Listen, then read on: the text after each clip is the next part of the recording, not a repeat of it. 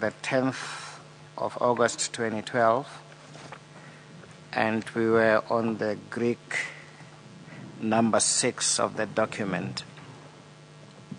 Can I take you there? Besipaku exhibit SS3 ngel xesha besithethe ke ngokungesicwangciso esenziwayo ngakumbi ngalamhla we-10 ka-August. That is correct, yes, Chairperson. Nyani leyo kunjalo. The plan in relation to the arrest policy has it under paragraph 10.4.2 that all arrests will be effected in terms of the arrest procedure policy, and personnel effecting arrest must ensure that they do not exceed the powers of the authority as vested in them in terms of the Criminal Procedure Act, right? Kuthiwa ke xa kubanjwa abantu kulandelwa ke kwindlela esetyenziswayo yepolisi nawo abambayo baqinisekisa into yoba abagqithisi ekusebenziseni kwabo igunya abalinikwe i-Criminal Procedure Act. See that it's correct, yes, sir. Bona loo nto inyani. It then deals with how the arrests are to be processed, but against paragraph 10.4.3, the plan was that arresting officers must ensure that they do not infringe on the constitutional or human rights of the individual, that they do not exceed the limits of force under the circumstances that is required to be necessary, and that they be tolerant in the execution of their task.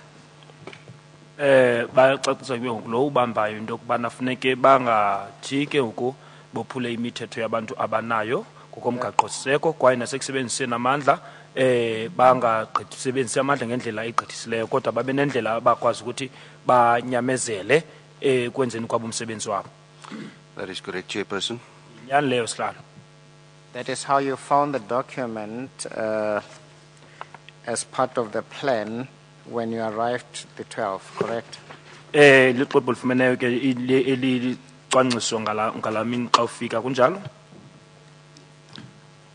When I arrived on the 13th, The 13th, rather. Ekufikeni kwami nge-13. You will also find in that bundle of documents the continuation of the plan, but now dated 13 August 2012. Kubeke kolu xwebhu uzawubona ke kukho elinye le sicwangciso sibhalwe umhla we-13 ka-August.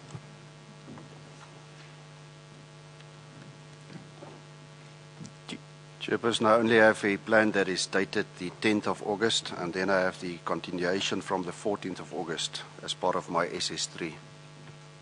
Mna phambi kwam ke ndiphethe eze-10 neze-14 phambi kwam. Chairperson, I found it. I have that plan now in front of me. Fumene ke ngoku le 13.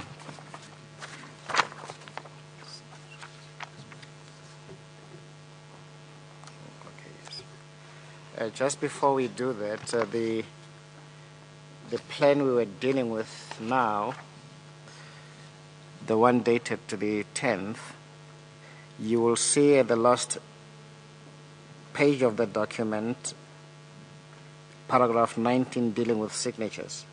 Do you see that? Bona apho kutyikitywe khona apha ku-paragraph 19 gqibeleni. I do indeed, yes, Chairperson. Ewe ndiyayibona. This is a document signed apparently by the unit commander O.J. Merafe.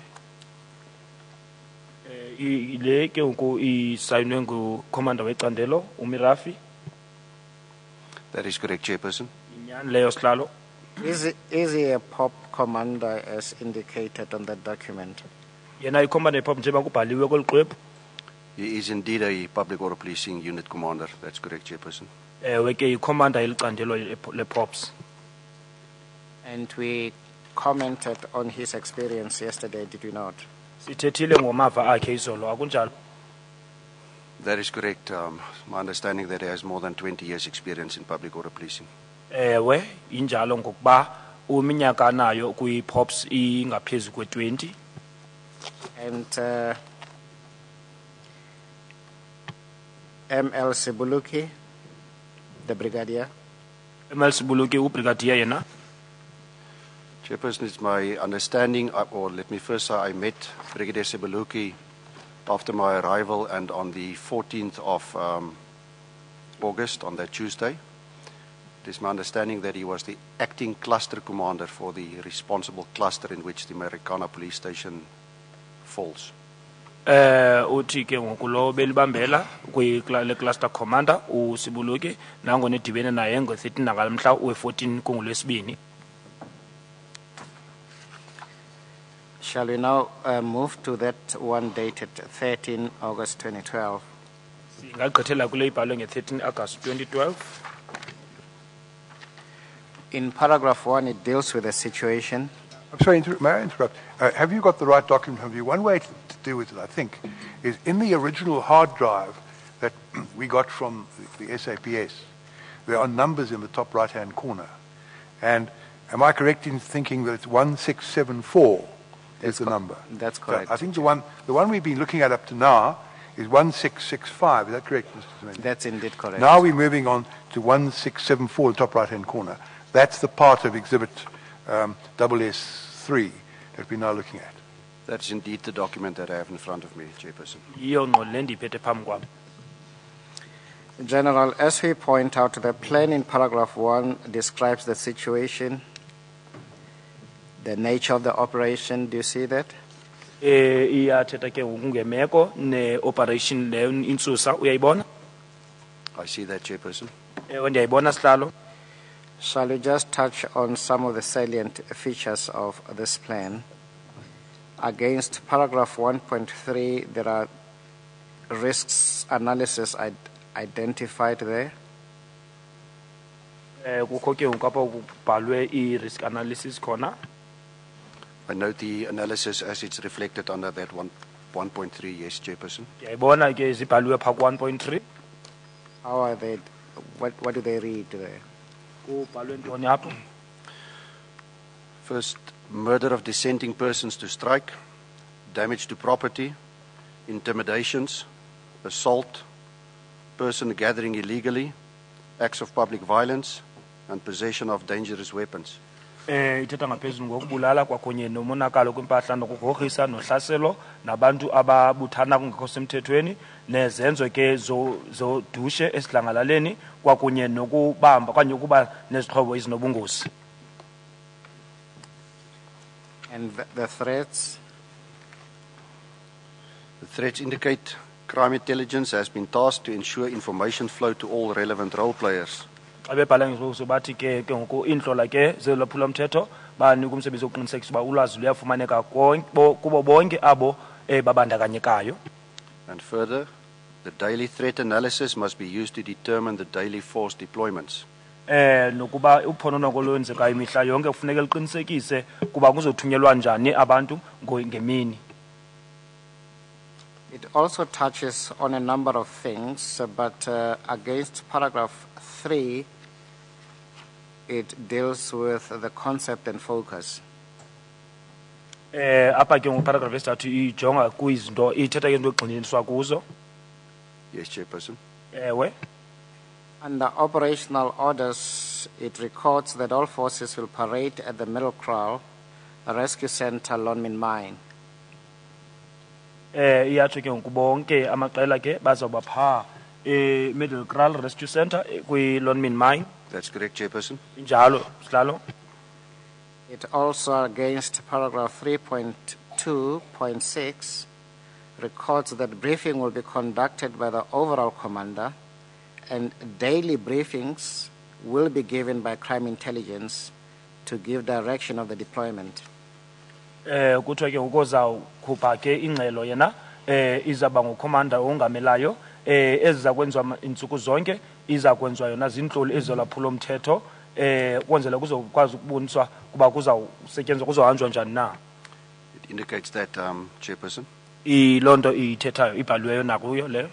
The planner also records against paragraph 5.2.2 under the heading intelligence that intelligence must liaise with intelligence community regarding all available intelligence and provide it to the Joint Operational Center for operational planning purposes. Do you see that?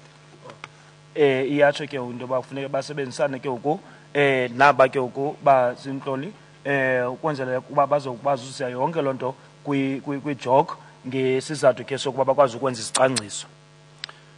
I do see that, yes, Chairperson. Yayibona leyo sihlalo. And what is the assignment given to the Public Order Police under paragraph 5.2.4? Leyo lokuthiwa public order police funeka iyenze yona pha ku 5.2.4.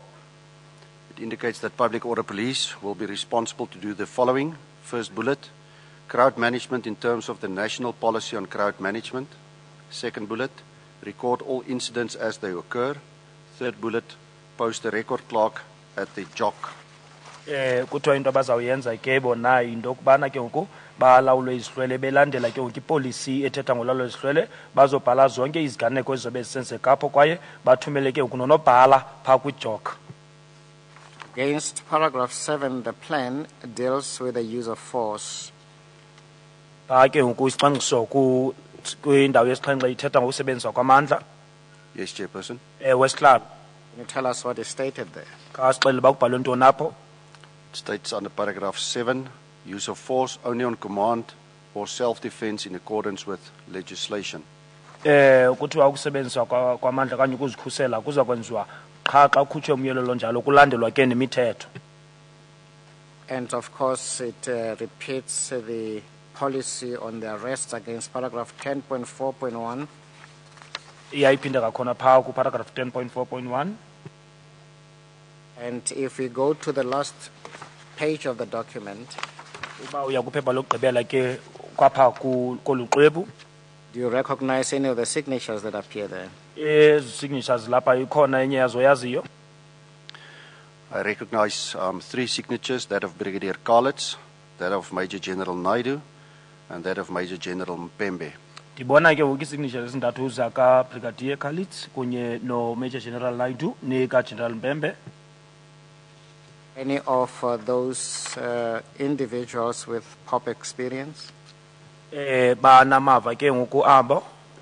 Chairperson, yes, specifically Brigadier Kalitz. I think his pop experience is spanning a period of about 12 years, directly, actively involved with public order policing, and then subsequent to that, in his current post as the operational or the Provincial Commander for Operational Response Services, one of his functions includes the function of public order policing. And then General Mpembe, as far as I know, he's been in the Deputy Provincial Commissioner for probably a good, must be more than 10 years. And the nature of his post as the Deputy Provincial Commissioner for Operations would also give him that specific exposure in terms of public order policing. General Naidu, I am not too sure. I think that he served in KwaZulu-Natal and he was either part of a public order policing unit or he worked together in terms of numerous public order policing incidents in the KwaZulu-Natal area. Into endizayithetha ke uBrigadier Kalitz into endimaziyo ukuba yena unamava 12 years pha kwi-props uDeputy Provincial Commissioner beyiyo yena ke uGeneral Mpembe ndikholwa into yoba ke ngoku unawo amava yena xesha engangeminyaka 10 uGeneral Naidu yena pha KwaZulu-Natal naye ndicinga uba bengasebenzi kwi-pop kodwa besebenzisana ne-pop pha kanye kulaa mandla waKwaZulu-Natal. And we do know that the evening of the 13th, Colonel Scott then joined the team. Siyazi uba ke ngoku waye waba kwelo qela naye ngobusuku bange 13 uColonel Scott. That is correct, yes, Chairperson. Ewe yinyani leyo sihlalo. And the plan was further developed following the happenings of the 13th into the 14th. Ngenxa yesehlakalo sange 13 nange 14 kwabakho utshintsho ke olenzwayo apha ke kwisicwangciso. That is indeed so, yes, Chairperson. Injalo lonto sihlalo. We will spend a little bit more time with Colonel Scott about how the plans were developed from that point. Siyawuchitha ixesha elininzi ke kuye naye uColonel Scott asixelele ngotshintsho lenzwayo apha kwisicwangciso. But for the purposes of your evidence, can we deal with what was conceived to happen in the event the promise to lay down the weapons was not? Before you get on to that, can I ask a question that arises just before you move on to that point? In this document we've been looking at, a series of documents actually, SS3, the first document, as we've seen, is a document that actually began at page 1665 of the hard drive. That appears to be the contingency plan, well, that is the contingency plan, as it was on the 10th. It looks as if it was, it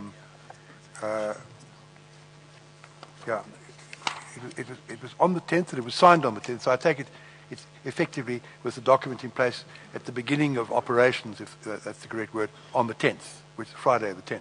Kuthiwa ke ngoku xa bebona ukwenziwa ngale kwakuqalwe ukwenziwa ngayo ngalelo hlanu yange-10. And as we've seen, that plan was signed by Lieutenant Colonel Marafi, presumably drawn up by him, I take it, and approved by Brigadier Siboloki. Siyabona ke ngoku yayityikitywe ngu-Lieutenant Mirafi no Siboloke nguye owathi yena wavuma into yoba ungenziwa loo nto. That is also my understanding, Chairperson. Nam ndazi Then njalo. the next document, which is page 1674 of the police hard drive, that's the plan of the 13th, and one can see by comparing the two documents that the equipment is now more extensive, the number of people involved, the report on the situation is fuller, and that effectively takes the story up to the end of the 12th, because it ends with what happened on the 12th, and that now new people have taken over. As you've mentioned, Brigadier Karlitz, I take it, drew up the plan. It was recommended by Major General Naidu and approved by Major General Mpembe.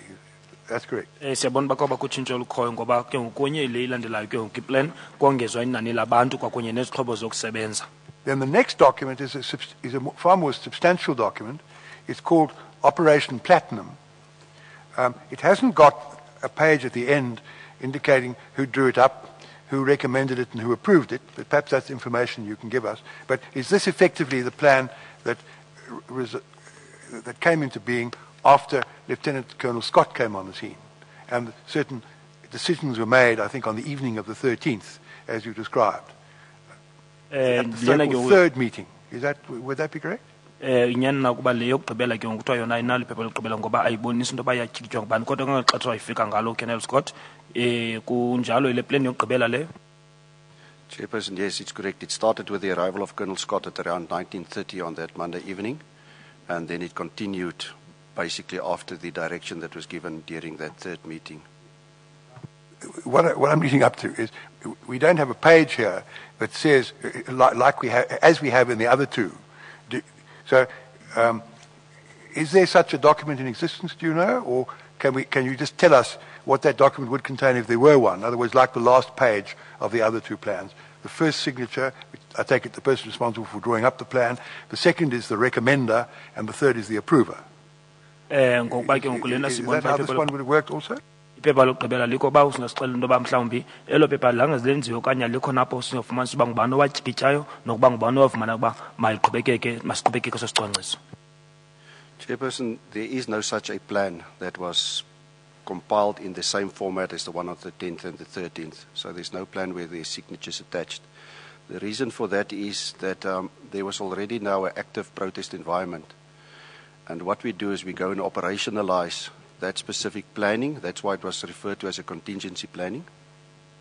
Kwakho sicwangciso ke silo hlobo esenziwayo ngaphandle kwesisange-10 nange-13 kodwa ke loo plan leyo siye sayibiza ngoba yi-operation loo nto kwakuthiwa sisicwangciso ke nguse-contingency ngolwasemzini. We operationalized in the sense because of the constant changes, the fluidity of the situation.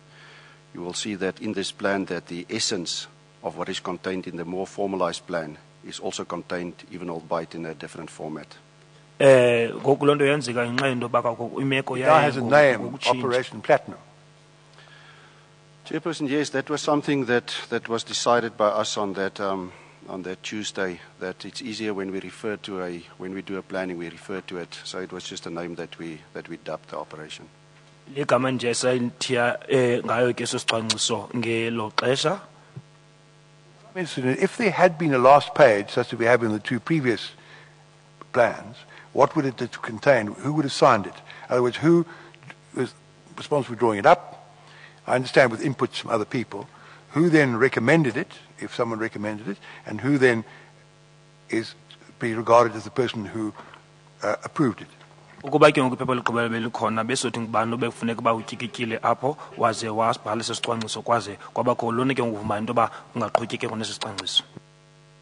Chairperson, it would have been drawn up by a planning team, and then it would have been recommended by Brigadier Kalitz as the operational commander, and it would have been signed off by Major General Mpembe as the overall commander. Ulayisa ukwenziwa liqela lalikhona ke ngoku lokwenziso, and then ityikitywe nguBrigadier Kalitz avume General Mpembe ibe nguye otyikityayo uBrigadier Kalitz athi makuqhutyekwe ngeso sicwangciso. Yes, General, that plan, Operation Platinum, as we will deal with it more fully with Colonel Scott,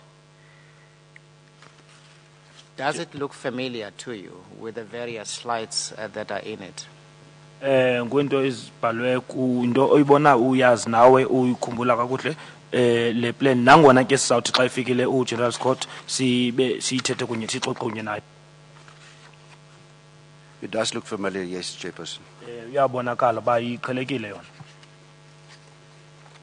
And in broad brush, how was this from time to time developed in the JOG? Kuyi maxesha nje ba ixesha lelihamba kulalwenziwa njani ke utshintsho ke kwezi sicwangciso? Chairperson, the plan was developed on that Tuesday in terms of 6 stages. Laye ke ngokutshintsho lenziwa kwezigaba ezintathu pha kwizicwangciso. Starting with monitoring and dialogue. Apho sithetha khona ke ngokuhlola kwakunye nokuthethathethana. Then it was the stage 2, the phase 2 as a positioning of police assets, specifically referring to the barbed wire, as well as a show of force. Isigaba sesibini ke kwakubonisa ke ucingo oluhlabayo la mapolisa nokubonisa kwabo amandla abanawo.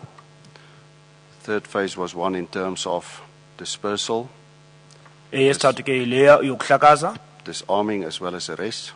nokubekisa abantu phansi izixhobo nokubamba.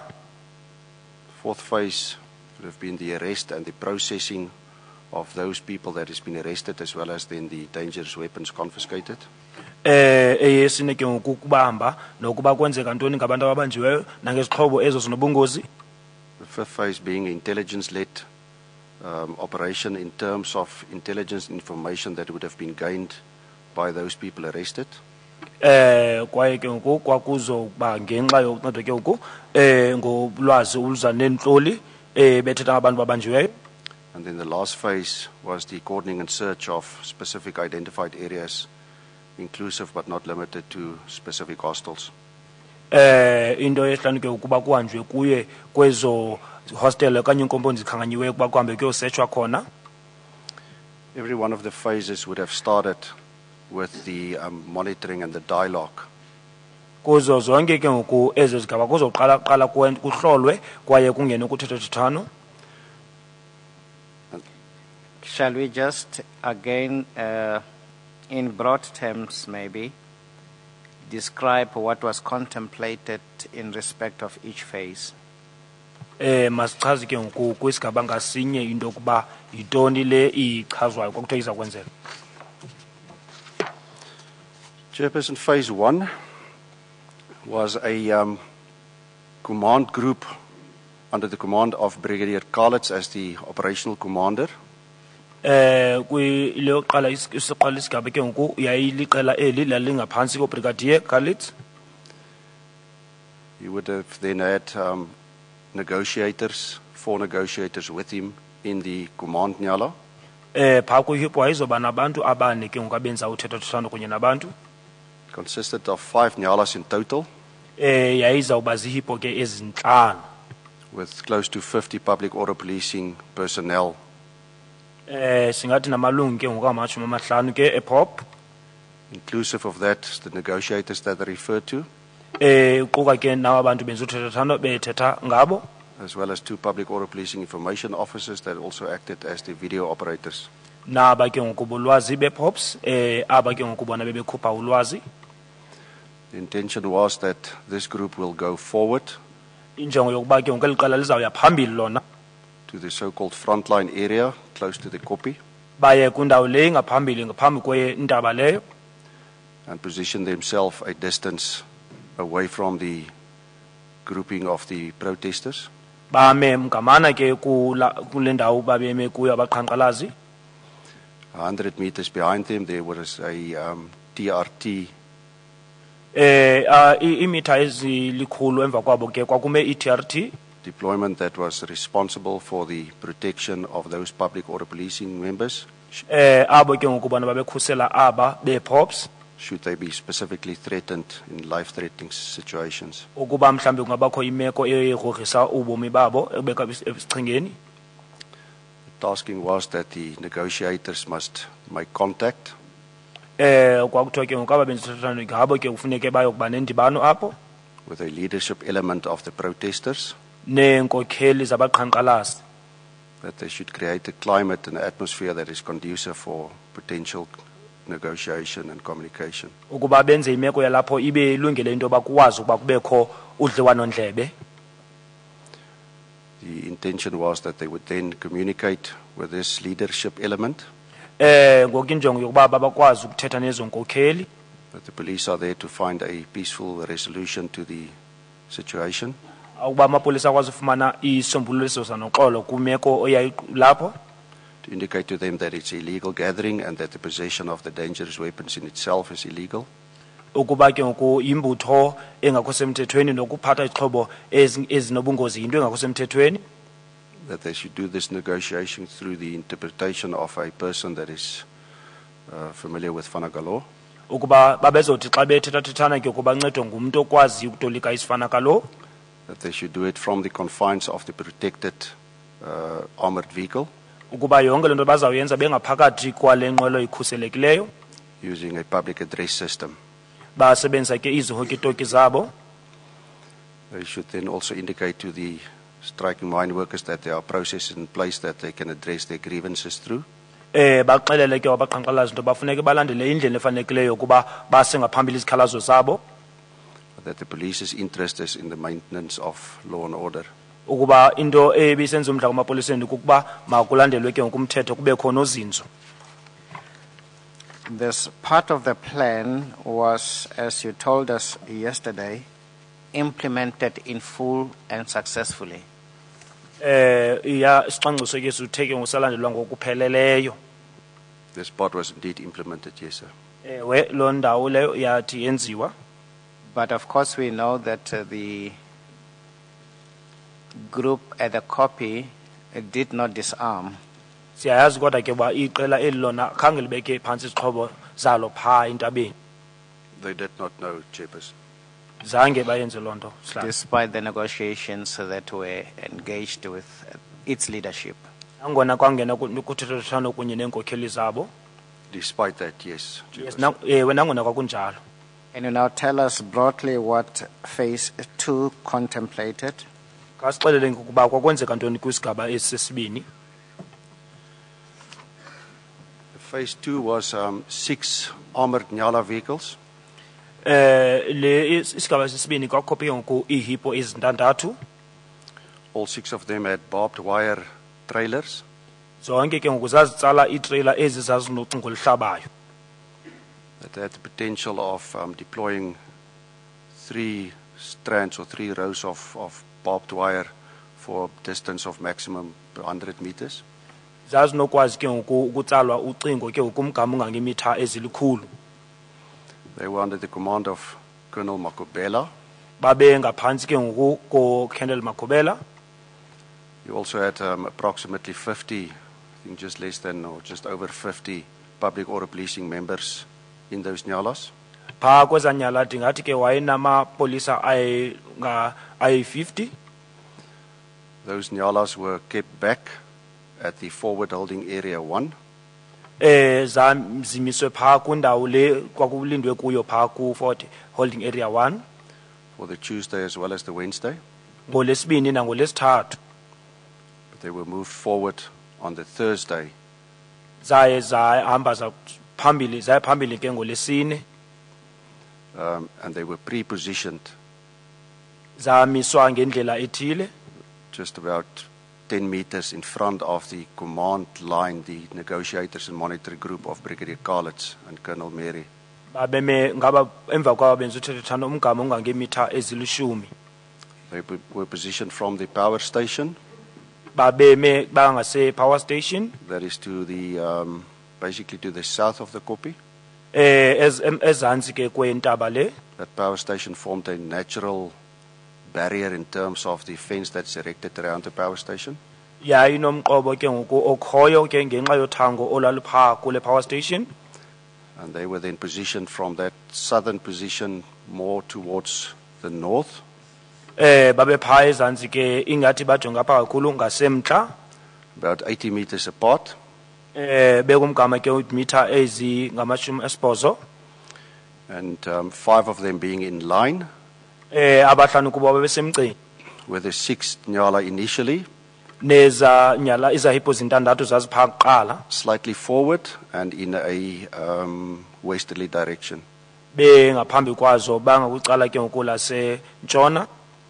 They were just pre-positioned and the barbed wire was not deployed. Babeme nje apho kodwa lingakatsalwa ucingo. These stage 2 Nyalas moved in during the stage 1 deployment. Zahamba phambili ke zinyala ke ngoku zilungisela ke ngoku ukuthunyelwa kwabantu. It was done as a contingency based on the intelligence that we received during that morning at the JOCOM meeting. Senza njengalendlela safumene ingxelo ngayo kulantlanganiso yeJOCOM ngalantsasa. What intelligence was that? Ololwazi ke lobuntloli nalifunayo iyaba into ingxelo leyo. Colonel Isaacs, that represented Brigadier Engelbrecht from Crime Intelligence, Colonel Isaacs ke wayemele uBrigadier Engelbrecht. indicated to us at the time of the meeting at 6 o'clock that there were already 300 people at the Kopi. Ngeli xesha lentlanganiso yentsimbi yesithandathu wayethe kusekukho abantu abangamakhulu kpha entabeni. And that they are armed with dangerous weapons, Nokuba baxhophile ngezixhobo ezinobungozi. that the information indicates that the people will not lay down their arms, Ilwazi alifumana into yoba abantu abazozibeka phantsi izixhobo. that they will not disperse and leave the Kopi, Ukuba bona basoze bahlakazeka apho bamke phaa kulaa ntaba. and that they were willing to fight the police if an attempt is made to disarm. Ukuba ke ukuba bezilungisele into yoba nabo balwe namapolisa ukuba bona banenjobo yoba wabekise phantsi izixhobo zabo. That made us then to put that contingency in place because we were convinced at that stage and we had a firm belief that at 9 o'clock the people will disarm as per the discussions we had the previous day, specifically with the president of AMCU, Mr. Matunwa. Sakholelwa ukuba abantu ke ngoku bazazibeka phantsi izixhobo njengoba besinengxoxo ngemini edlulileyo kunye nopresident weAMCU Mhlekazi uMathunjwa. Chairperson, it didn't make sense to us that the people, if they intended to disarm, that they will come with their arms to the Kopi, then just might as well just leave it at their homes. So the first indications was that there were still people coming to the Kopi now with arms. So we thought of not leaving the stage 2 barbed wire trailers to move in later on because we were mindful of the fact that that might raise alarm because it's something that is different to the previous day's deployment. Kuthi khangivakale kakuhle lento into yoba abantu bathembisa ubeka phantsi izixhobo kodwa baza nazo phaa entabeni ngoba babe kunjalo ngebeshiye phaa endlini. Loo nto ke yesenza into yokuba sithi hayi mazibe phayana ke ngoku ezamoto okanye ezahipho zitsala ucingo oluhlabayo. So it was moved in, these 6 Nyalas with the other 5 Nyalas, Ezi hipho ke zintathathu zahamba nezinye ezi zintlanu and then positioned as indicated. zahamba ngale ndlela ke ngoku bensendichaze ngayo. What was the thinking of all of that stage, i.e. the show of force? Ngoku ke into lenzile ukuba unobangela ukuba kwenziwe le nto ukuba bazobonisa amandla abo. Chairperson, that would have been together with a show of force in terms of moving reserve groups from the forward holding areas also forward. ya izoba indlela ukubonisa amandla ke nokuba aba bakwindawo izokulinda bakwazi ukuthi nabo baqhubekeke baye phambili.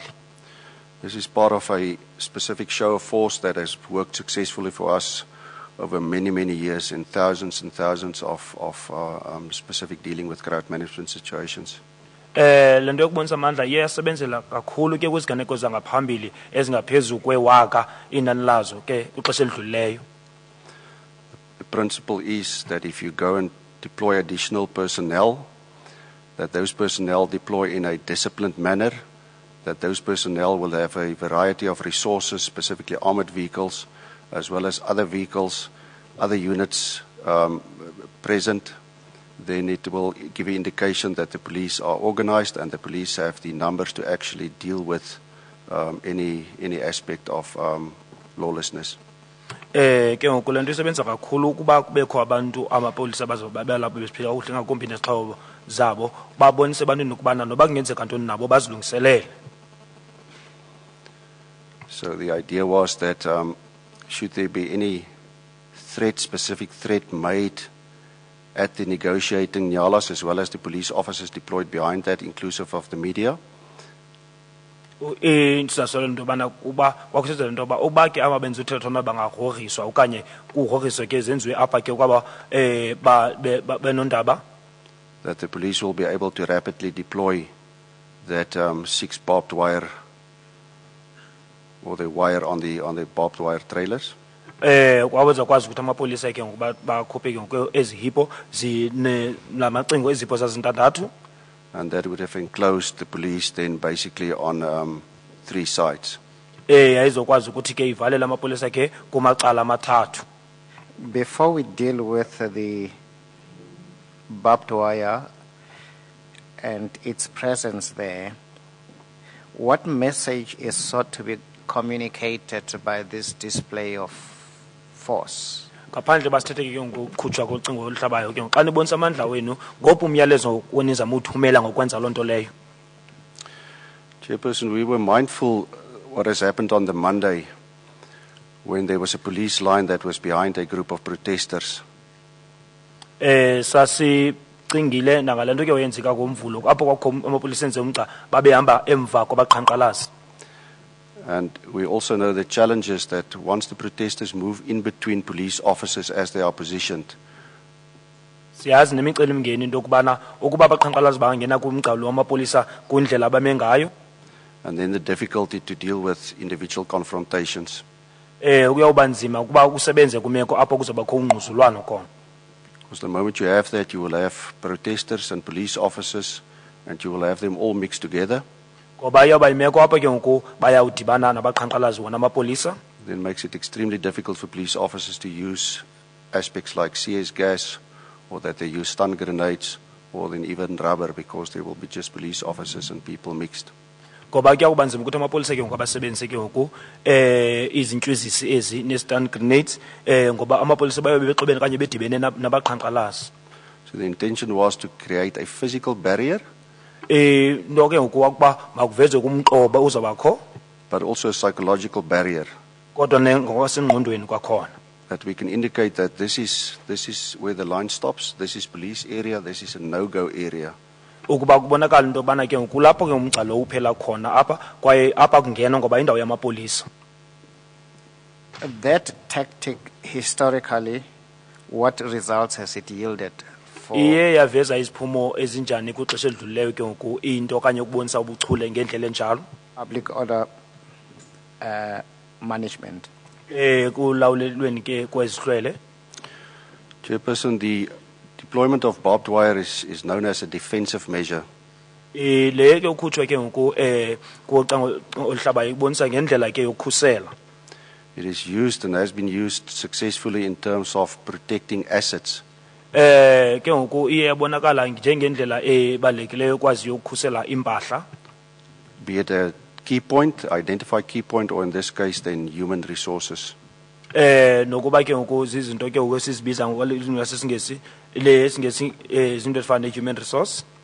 And I'm not personally aware of any historical data that or that people, protesters, tend to move towards that people normally move away from that, whether it's a barricade that you put, whether it's a roadblock, whether it's a closure of a road, which we have done on thousands of occasions.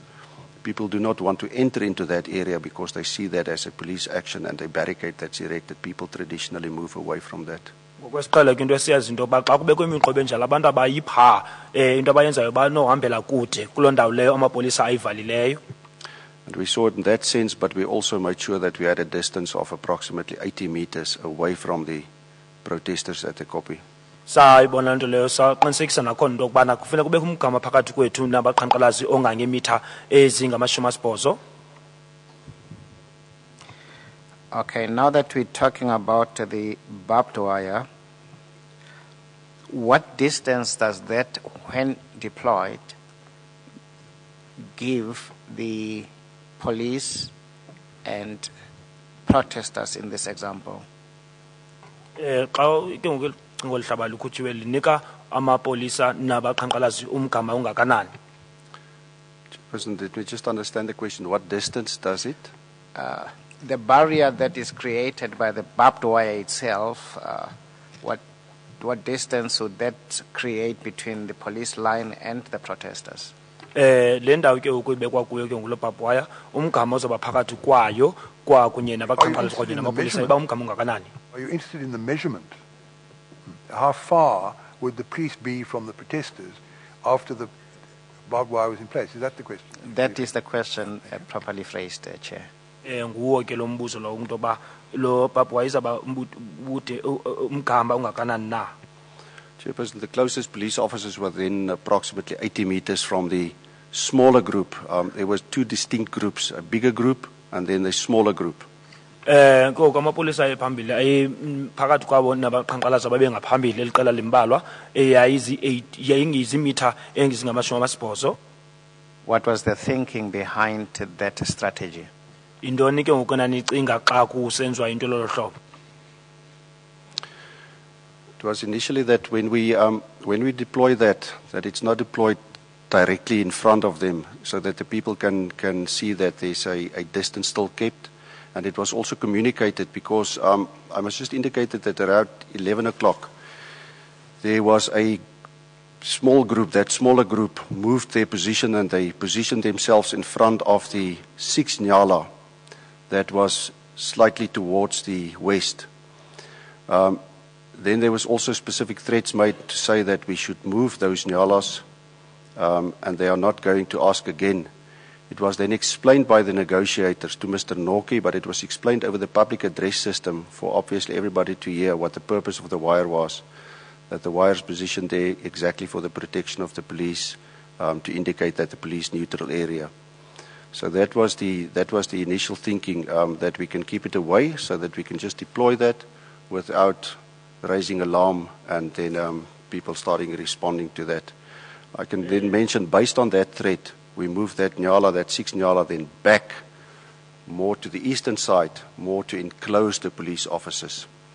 Into benifuna uyitsheke into kubana ke ngoku kukuthumela umyalezo kuba abantu into bakubona uba kukho umgama ke ngoku phakathi kwabo kunye namapolisa. Into endifuna uyitsho into bangalantsasa ngentsimbi ye-11 ngokho eliqola ke labantu abambalwa kuba nababeze ngaphambili benze izigrogriso emapoliseni baxela into abana babaxela into babasise ezinyala apho uthi ke ngoku bathe kuvena umyalezo njalo bayisusa ke ngoku ihipo le yesithandathu yona yaba ngathi yakucala eli lingathi lisempuma umuntu wayithetha zonke izinto emapoliseni yaye ngumhlekazi lo umfi unyana uNoki. General, you say it was explained by the negotiators the purpose of the barbed wire. Uthi ke ababenzi uthetho babaxelela abantu into bakutheni ukukhutshwa ucingo lihlabayo nje. Chairperson, yes, the feedback that we received from the Command Nyala to the Joint Operational Center was that, and we also received a picture that was sent by Colonel Vermaak from his BlackBerry device to indicate this smaller grouping that is now positioned themselves in front of that specific Nyala. And then there was Mr. Norkie came forward and he said that what is this wire doing here? It must be removed and we're not going to ask again. And then it was explained what the purpose of this barbed wire is. Kuthiwa ke ewe kwachazwa ngoba thina sathi pha kuJoke safumana ingxelo enjalo into yoba abantu xa ebuza yena umfi uNoki into yokuba kutheni ukhutshwe ucango oluhlabayo kuthiwa wachazelwa okanye bachazelwa ukuba isizathu sokuba kuzokhutshwa olucingo oluhlabayo. What time was that, General? Kwakungabani ixesha ngoko? Chairperson, that must have been around between 11 o'clock and 11:20, maybe 10 to 11, 11:20. If I Othi can mhlambi remember. kwakulishumi emva kwentsimbi yeshumi elinanye okanye izuzu ngamashumi amabini emva kwentsimbi yeshumi elinanye ngoko. We will later, General, deal with what actually happened. For now, just want us to understand what the plan contemplated. Siyawuthetha ke emva kwexesha uba kwenzeke ntoni kodwa kangoku ke safuna ke sincokole ngesicwangciso esi kuba sasiqulethe ntoni na. So before we move on, this discussion that you've mentioned between Mr. Norkie and would it have been Brigadier Collins? Whom did he speak to? Umfu Noki wayencokola nabani Brigadier Collins? Or was it Lieutenant General McIntosh? Chairperson, it was with McIntosh, and I'm not 100% sure, but I think he was at this stage in the same Nyala of Brigadier College. It might be that he was in any of the other 5 so-called monitoring Nyalas. You see, the only reason I asked the question is this is a detail which is not in Exhibit L at all. It doesn't mean it isn't correct, but it's just not in Exhibit L. There is mention of 2 later exchanges involving Mr. Norkie. It's slide 192, one being at 1340 when Norkie apparently approached the Inyala. I think that's the negotiation in Nyala. It said you can see the SAPS are making ready for war. And then that goes on. And then there's a subsequent exchange according to slide 192, at 1540. But the exchange you're now talking about was an earlier one, you say, somewhere between 11 and 11:30 a.m. Do I understand you correctly? Njengoba ndibona apha ke-exhibit L ke ngoku uthi ke ngoku kukho ke ngoku wena ixesha ngaphandle ko-20 to 2 nango-20 to 4 apho ke ngoku bakho ixesha ngo-11:30 kwabakho uNoki ethetha kunye ke ngoku nomnye wabenza uthethathethwano. Chairperson, yes, I'm under correction. It can be 11 to 11:20, but it can also be that exchange, and that the 11:20 was when there was the positioning in front of the Nyala, and then based on that, then we moved the position of the Nyala. I think that Brigadier Collins and or Colonel McIntosh will be able to give exact detail in terms of the times. I understand. You think it was between 11 and 11:20, Yes, sir. but is it possible that it was later? It is possible, Chairperson, yes. Nangona ke uyicinga mhlawumbi loo ngxoxo yabakho ngaphakathi komhlekazi uNoki kunye noMcIntosh yayingo-11:20. Ungenzeka into yokuba yenzeke emva kwelo xesha elo alikhankanyileyo. The question is, there was a recording clerk, was there, in the jock? That is correct. Ndibuza kwakho Was unobhala responsible phaa for keeping the occurrence register.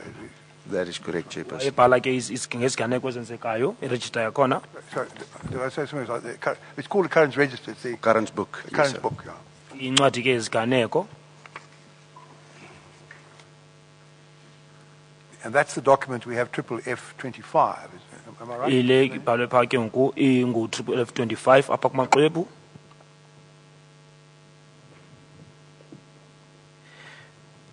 General, let us. There is a note, I notice now, in support of what you say, at page 23 of Exhibit FFF25, 1120, it's note number 998. It says, situation report, Papa 1.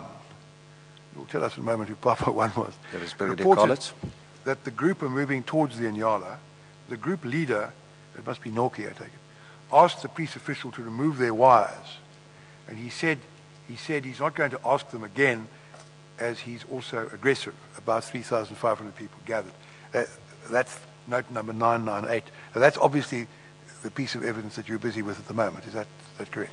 That is the part, as I remember it, that it was at that time, yes, Chairperson. And that was recorded, presumably contemporaneously, by the recording clerk in the occurrence book, Exhibit FFF25. Do I understand it correctly? Yes. Thank you. Le nto ayithethayo kuthiwa ibhaliwe ke ngopha kuthi kwi-11 25 le kwaquote into ayithethwa uMhlekazi Noki kwaye ibhalwe ngo-20:11 into uba waya ngaphambili wabuza uba lolantoni elicingo na eyokubuza amapolisa ngelo xesha. Tell me who Papa 1 was. Zandixelela If uba you ngubani remember, upapa wa. otherwise Mr. Semenya will have to tell us. Papa 1 was the overall commander, Brigadier Kalitz. Upapa wani ke ngulo wayongamela ke ukhomanda wangaphezu kwabo bonke ubrigadier Khalid. General, let me invite you again to step back and we examine what it is that the plans contemplated before we deal with the actuals. Uba siya kwizinto ezenzekileyo ke masike senze sicacisa into yoba kwezi kwansuku kwakuqulethwe ntoni na. You have referred earlier to the use of barbed wire as a defensive measure. Uthethe ngosetyenziswa ke-barbed wire njengenyathelo ke elizokwenza ukhuselo. What do you mean by that? Uthetha ntoni ngaloo nto leyo? Chairperson, defensive measures are not concerned as part of the deployment of the continuum of force. Ayinto ke singathi ke ngoku into apho kuzosetyenziswa khona amandla xa kuthunyelwa abantu. So you will have defensive measures and then you will have offensive measures. Kukho indlela zokukhusela nendlela ke ngoku enezawuthi nisebenze ngayo. And with offensive measures, then you will start with the first level of potential or the use of the minimum force continuum. Xa sithetha ke ngoku ngendlela enizawusebenza ngayo kulapho nizawusebenzisa khona amandla ancitshisiweyo. That's pretty technical. Let's try to simplify it. You would remember around the use of a barbed wire is a accusation that one cannot deploy it before you announce its deployment. Do you remember that? Usakhumbula ke ngokuxesha kubekho isityholo besisenziwa into ibithethe into yoba awunawukwazi into yoba uzokhupha ucango oluhlabayo ungekakhuphi isaziso kuqala. I remember that, yes, Chairperson. Khumbula loo nto. Please explain the defensive strategy and an offensive strategy in relation to at which point does one make the announcement and at which point does one not make the announcement. Xa uthetha ngindlela ke ukuzokukhusela nento enizenzayo ke ngoku uba uqala umuntu ukhupha uzaziso xa kwenzeka ntoni okanye phambi kwantoni okanye emva kuba kwenzeke ntoni na. Chairperson, I see the advocate want to turn me into a public order policing expert, which I'm not, but I have a good understanding in terms of the processes. The defensive measures would be a number of measures, for instance, patrolling. That is seen as a defensive measure. Uthi ke indlela ke obonisa ngayo kandlela zokuthi bathanyathele ukhusela xa ke kuzawupatrolwa okanye kuhanjwe. It can be isolating a specific area to prevent people from having access to a specific area. Xa indawo ethile ke izawuthi yahlukaniswe into yoba abantu bangakwazi ukuthi bayongena kuloo ndawo leyo. It can be cordoning a specific area. Uba mhlawumbi ivalwe loo ndawo leyo. Also have negotiations that we're doing. Nothethathana ke ngokulenziwayo. So I do not require, it's not a police action that would be seen of having the potential that you have to use any form of force. Hayi into yenza amapolisa ebonisa into yoba banamandla ngendlela ethile okanye bazawasebenzisa. If I deal specifically with the deployment of barbed wire as a defensive measure, Le nto inento kwenza nokukhutshwa kocingo oluhlabayo njengendlela ke yokukhusela. it is not appropriate to go and give a warning prior to deploying that. Hayi into efanelekileyo into yoba ukhuphe isilumkiso ke ngophamba uzotsala ke kulcingolo. Because then you can find a group of people that, knowing that you're going to do that, to move exactly into that area that you want to enclose or cordon off. Ngokuba ke ngokuba abantu sebevile into yoba ufuna ukwenza nto bakahamba baye kule ndawo ufuna uyivala. It's also not a requirement that any such warning have to be given, not in terms of the Regulation of Gatherings Act, nor in the Standing Order 262. Standing order ke Gatherings Act ayinto imfuneko leyo ofuna kuyenza eqala ngokwasemthethweni. The warning that's referred to is warnings that you must give prior to implementing offensive measures. Ke ngoku isilumkiso ofuna kusikhuphe osenze ngesiphamba uzothatha amanye amanyathelo. So basically before you would start with dispersal actions. Xa ke ngoku uzawukwenza izenzo ezithile ezikhethekileyo. So if you're going to put a roadblock, you don't tell people I'm going to put a roadblock. Okay, xa nizawuvala indlela nezi roadblock anixeleli bantu qala uba niza kwenza into enjalo. No, I haven't done it in my career, no. Hayi ke apha emsebenzini wam ixesha lonke zange ndiyenze into enjalo. So the plan in phase 2 would have had the barbed wire rolled out at a particular point.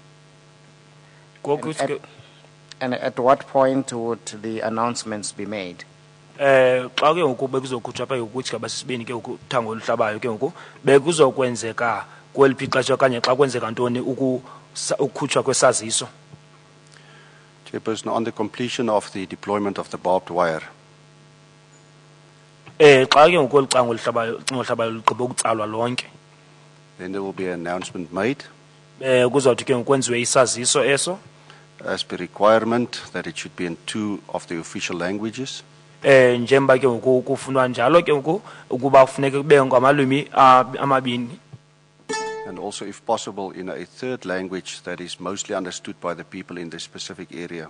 Ukuba kuyenzeka ke ngoku nangolwimi lwesithathu elaziwa ngabantu kuloo ndawo leyo. That warning should be audible, making use of the equipment available at the time. Kwaye xa ukhutshwa isilumkiso funeke kuvakale basebenzise ke ngoku ezi zinto bathetha ngazo. That will be typically on a public address system or a megaphone. Bazawusebenza ke ngoku i-megaphone le umboko okanye basebenzise iwalkie-talkie zabo. Then the protesters would be informed in terms of the actions the police intend to take. Abaqhankqalazi bazawuxelwa ngamanyathelo ke kwamapolisa into abafuna uzenza. They will be given a reasonable time. Bazawunikwa ixesha ke ngoku elilingene elifanelekileyo. So the overall commander in his discretion or her discretion will then go and decide, this is reasonable given the size of the group. Ke ngoku overall commander nguye ozobeka ixesha ke ngoku ejongile kakhona inani leqela elo. And then the specific environment. Nendawo leyo. And indicate that dispersal actions will then follow on failing to disperse. Baxela into yoba xa bengafuni ukohlukana apho ke ngoku bazawuhlakazwa. Just so that we understand the configuration as contemplated by phase 2 of the plan, shall we look at slide 191 of Exhibit L? Njengoba sesiqonda ke ngoku kwenzeka ntoni isigaba sibili masiye phaa ku-192 ke ngoku kuxwebhu lamapolisa we-Exhibit L.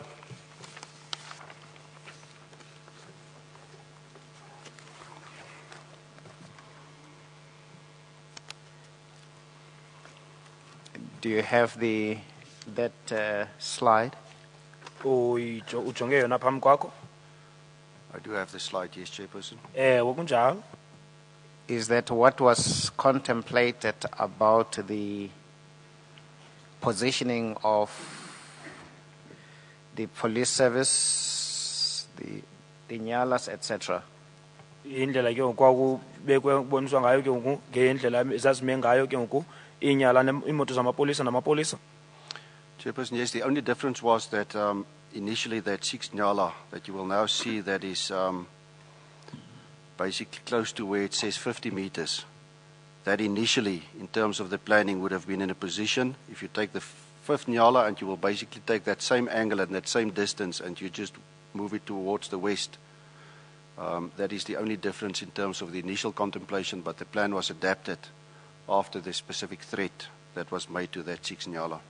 Into mahluko akhoyo ke ngoku kulapha kubhalwe imitha ezi-50 khona ngenyala le kodwa ke ngoku utshintsho leyo lenzeke emvani uba kwenziwe isigrogriso ke phaa kulaa nyala yesithandathu.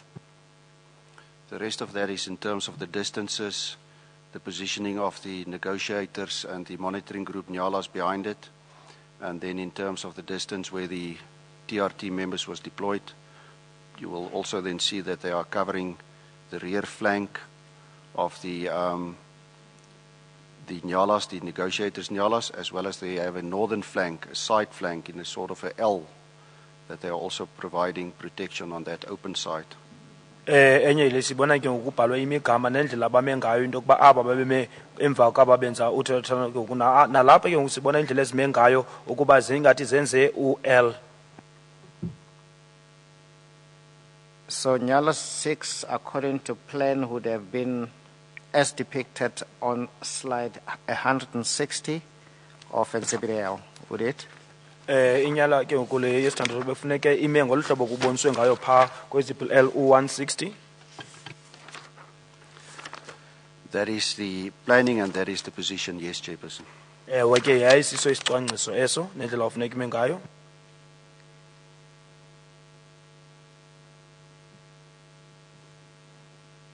And can we now go and, again in broad terms, explain what was contemplated by phase 3?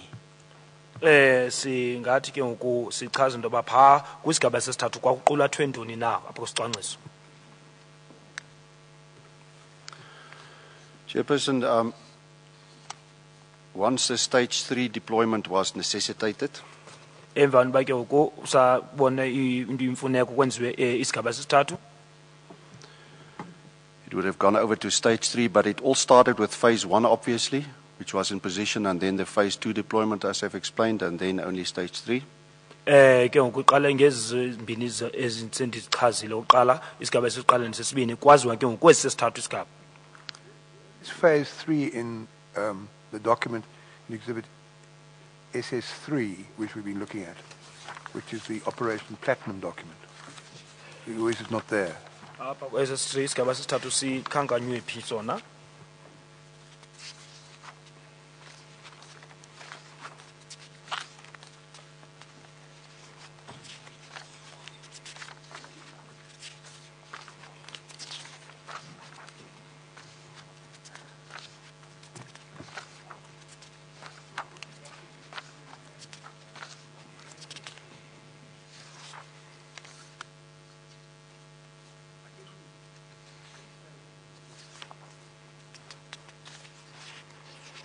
It appears to be the 5th page from the end. Is that the part of the document which sets out what you're now going to do with? Are you, General, at that document, but a slide dealing with stage 3 and the word mission? Uphethe ke ngoku olu xwebhu lithetha ke ngoku ngesigaba esesithathu.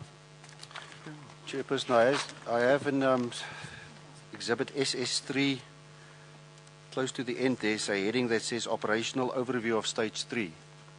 When ndiphethe phaa ke ngoku That apha appears to be the penultimate page of the exhibit. S3. Second last page. zijenge kakuhle zonke. So, Chairperson, I'm missing that part.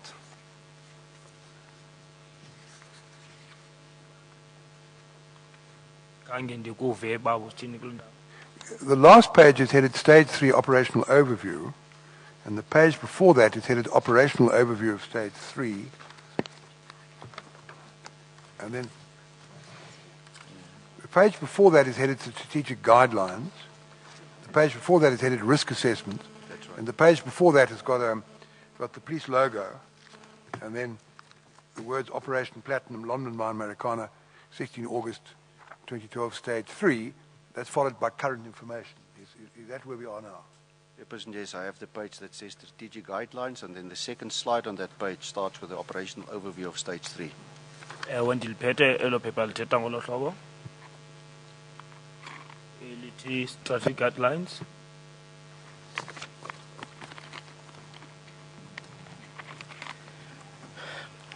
That plan records, General, that if we start with a page with a police logo on it, Ibonisa kulapho ke ngoku kuqala ke ngoku kukho ilogo le yamapolisa apha ngaphambili.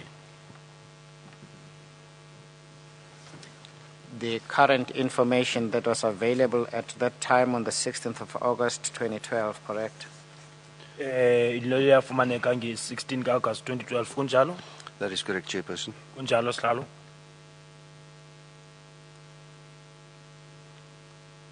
The plan had noted that the threat level is increasing. Kuthiwe ke ngoku izinga ke ngoku lesigrogriso laliye ngokwanda. He's noting that, yes, Chairperson. Ewe, tsho njalo. And minuted there is that the media reported to Captain Adrio the crowd have identified the SAPS video operators and are threatening to kill them. Uyaboniswa kuthiwa na bona laba baxela ke ngamapolisa ba abanye abayagrogriswa ngamapolisa abathatha ifoto ba bazababulala. That is indeed so, yes, Chairperson. Kunjalo. Also reports from the negotiations, Nyala, are that they have received threats from the protester representatives. Nokuba ke ngoku ingxelo bivela ke ngoku kwaba benzithethathana into kubana bagrogriswa ngabaqhankqalazi uba bazababulala. Indeed so, yes, Chairperson. Kunjalo. Also reports from the police on the front line are that the group is still militant. Ngoku ke into eboniswa into kubana apha iqela eli lalibonakala lisenenkcaso. That is indeed so, yes, Chairperson. Kunjalo. Also, the media have picked up that there is a restlessness amongst the protesters and have been shown a firearm wrapped in a blanket. Itheke unono nabebonisa into kuba ke ngukho imbambane ekhoyo ngaphakathi kwabaqhankqalazi into bakuboniswe nengubo nompu othandelwe ngengubo. Yes, Chairperson. Ewe sihlalo. Also, the deadline to lay down arms at the morning of the 16th has not been honored. Nokuba ke ukule nto kwakuthiwe abantu bazobeka phansi izixhobo ngomhla we-16 zange yenzeke loo nto. Yes, Chairperson. Ewe sihlalo. This document can't be part of the original written plan as it existed in the morning, because as appears from slide 170, the incident with the video operators appears to have occurred at 13:25. So this document we have before us now, the slide headed current information, must have been compiled at some time after 13:25. So is there a document anywhere which sets out stage 3 as it was envisaged on the morning of the 16th before these things started happening? Ambazi into ezenzeke ikhona ke uxwebhu olubonisa ke ngoku inqanaba eli lesithathu. Yes, Chairperson, there is a document to that extent. Well, ukhona uxwebhu oluchaza loo nto leyo. You know whether it's in SS3 or whether it's somewhere else? Ikhona pha SS3 kwanye ikho kwenye indawo.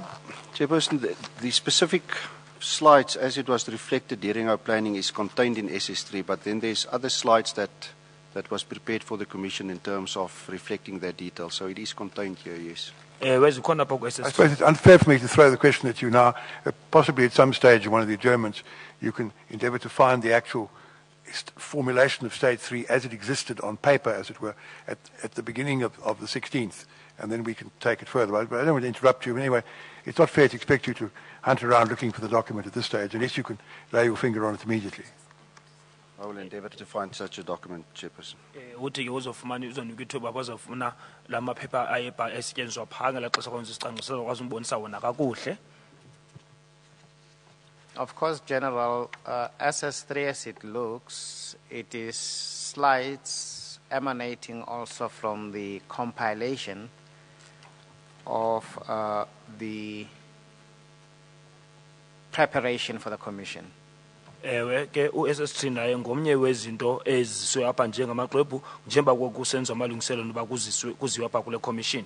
Yes, Chairperson. Understand, but at the moment you understand, I'm interested in the actual plans as they were at the time. I'm not interested in documents that were prepared later, because without wishing to reflect on the people who prepared them, it's obviously safer for our purposes to look at the original documents, not filtered through interpretations that come from hindsight and things that happened thereafter. So anyway, but at some stage you can draw our attention, or one of your assistants could draw our attention to the document as it existed in the morning. And then there was a revision, I think, at 2 o'clock that afternoon, but that's something that you'll get to later, I take it. I fully understand, yes, Chairperson. Kuthiwa ke ngoku into ezawukwenzeka into yoba akufunwa la maxwebhu alungiselelwe emva kwesehlo eso saka stage 3, kodwa phambi stage 3 la ayibhala kulaa ndawo ngeli xesha besenza amalungiselelo ngeli xesha bebhala ke isicwangciso sabo. General, I admonish myself. I'm seeking really to have us discuss stage 3 as contemplated in the plan, not the actuals.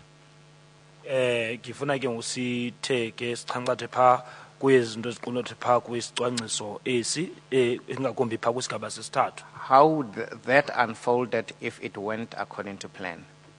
Ukuba yonke into yenzeke ngokwesicwangciso esenziweyo ke iye yenzeka ngendlela enjani. Chairperson, I must state that that was always, stage 3 was always considered as a last resort. Kwakuthiwe ke ngoku yena isigaba esesithathu izawuba into yokugqibela ezawuthi yenziwe, inyathelo lokugqibela. When there was a total breakdown in dialogue and communication and negotiation. Apho ke ngoku wafumanisa into yoba ayisakwazi uphumelela into yokwenza uthethathethwano. And if the protesters failed to lay down their weapons. Na xa ke ngoku abaqhankqalazi bengafuni ukubeka phantsi izixhobo zabo. The way we intended it to unfold. Ngendlela esasinenjongo yoba yenzeke ngayo. Started off with that after the prepositioning of the stage 2 and obviously the deployment of the barbed wire as a defensive measure.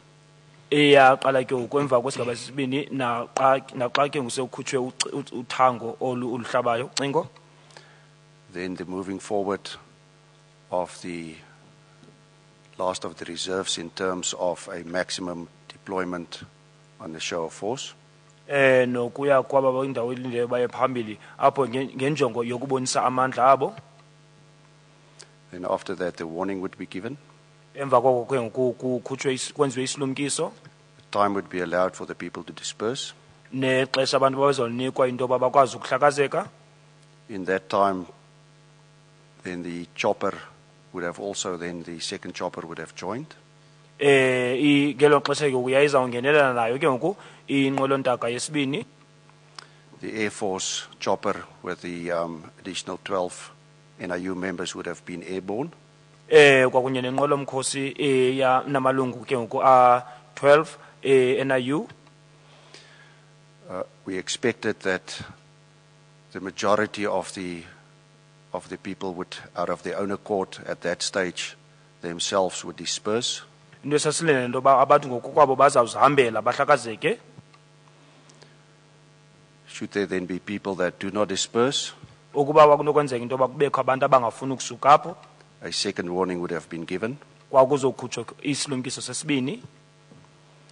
In that process also to convince the people again to lay down their weapons.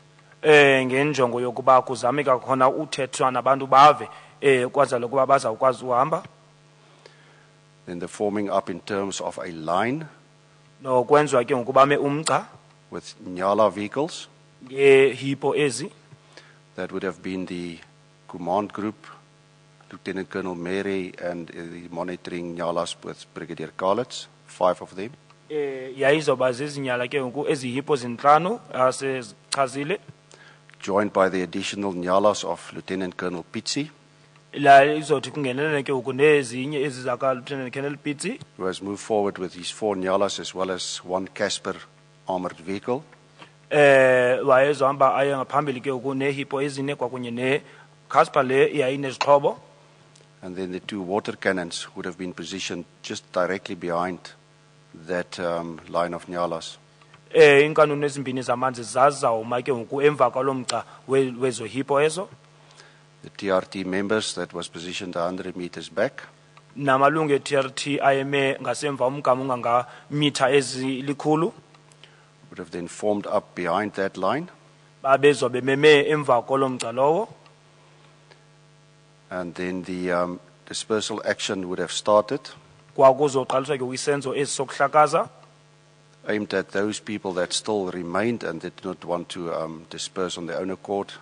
Kwakuzohlakazwa abo ke ngoku babezobe besela apho bona bengafuni ukuzihambela ngokokwabo. By moving this line out on the side of our barbed wire that was deployed, so to the northern side. Ukuba ke ngoku abo bebenze umgca bakwazi ukuthi basuke baye kwicala la ngentla. Then move forward towards that specific group that remained. Baze baye phambili ke ngoku kwela qela lalizabelisele.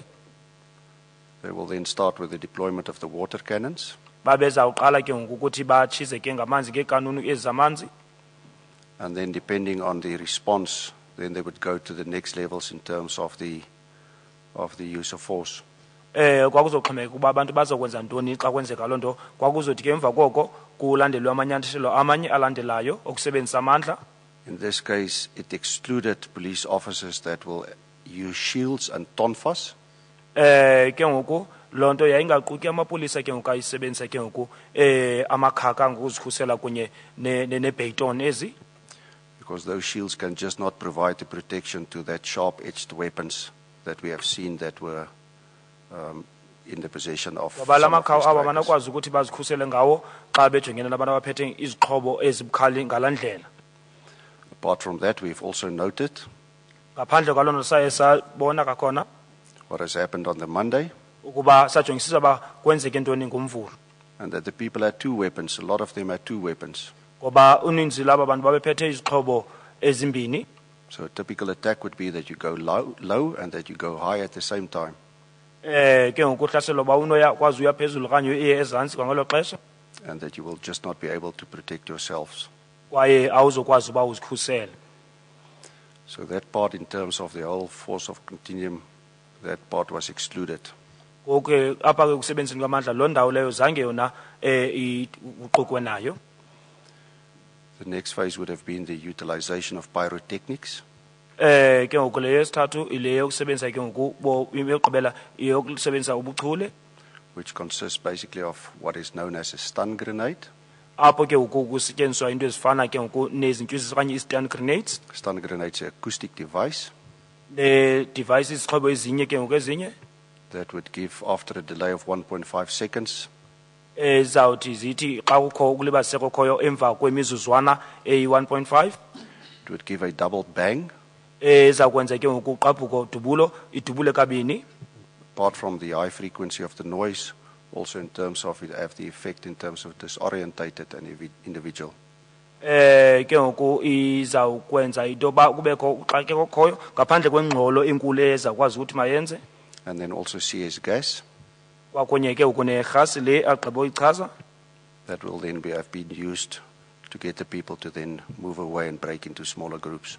izosetyenziswa ke ngoku ukwazi ukohlukanisa abantu uba ibe ngamaqela ambalwa amancinci. Should it then still have been required, Ukuba bekuzobakho kwakhona imfuneko and that do not have the desired effect, ukuba loo nto bingabi naziphumo nayo. and as a last resort in terms of the crowd management Into ezaba linyathelo lokugqibela ke apha ekulawulweni kwezihlwele principles of applying force, iyo yemithetho yokusebenzisa kwamandla it would have been the utilization of shotguns kwakuzoba kusetyenziswa ke ngokwemibhaxa with double ball rubber cartridges. apho lizawudubula ke ukimbubulo zerabha ziphuma ngabini zibe mbini ngexesha.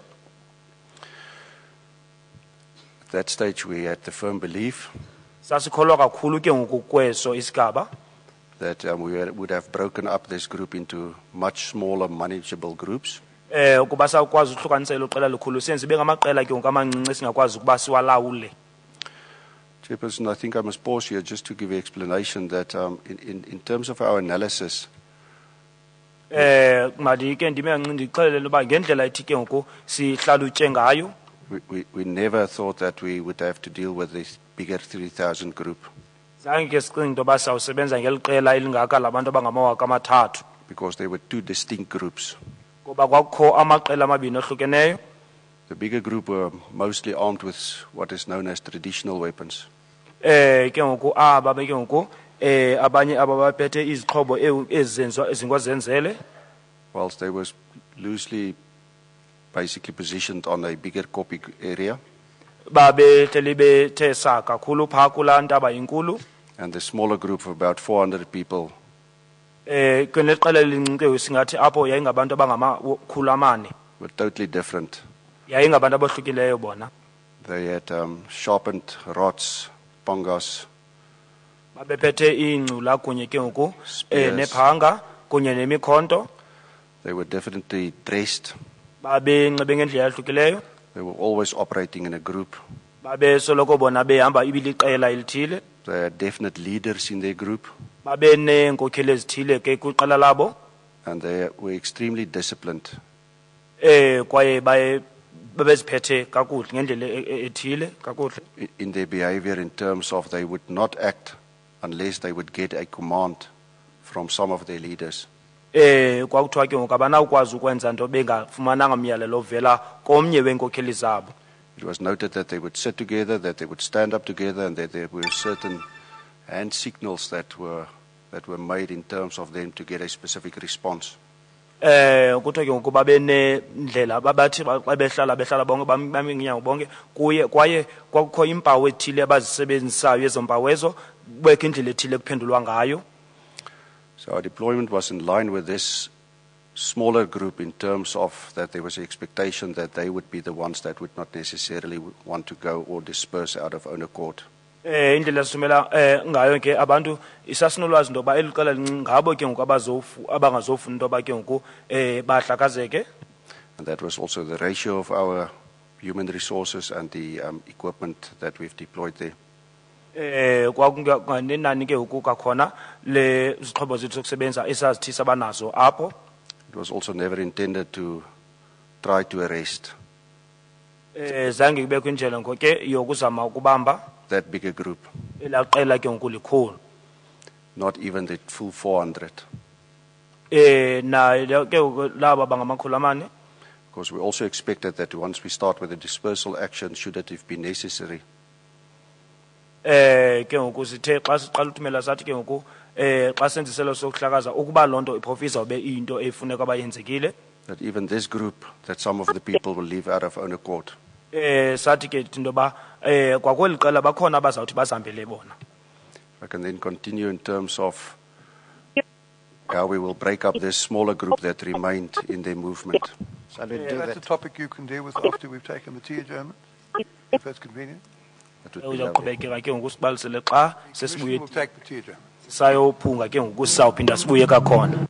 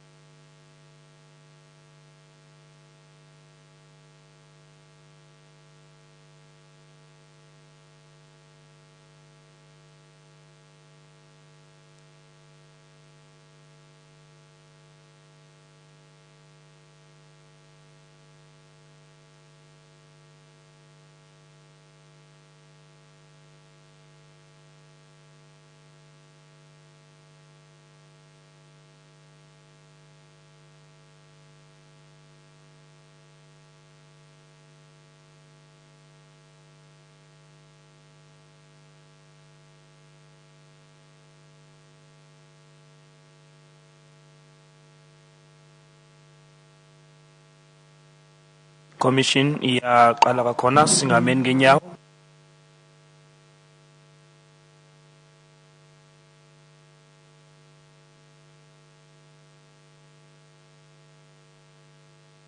Resumes. Major General, he's nog steeds on it.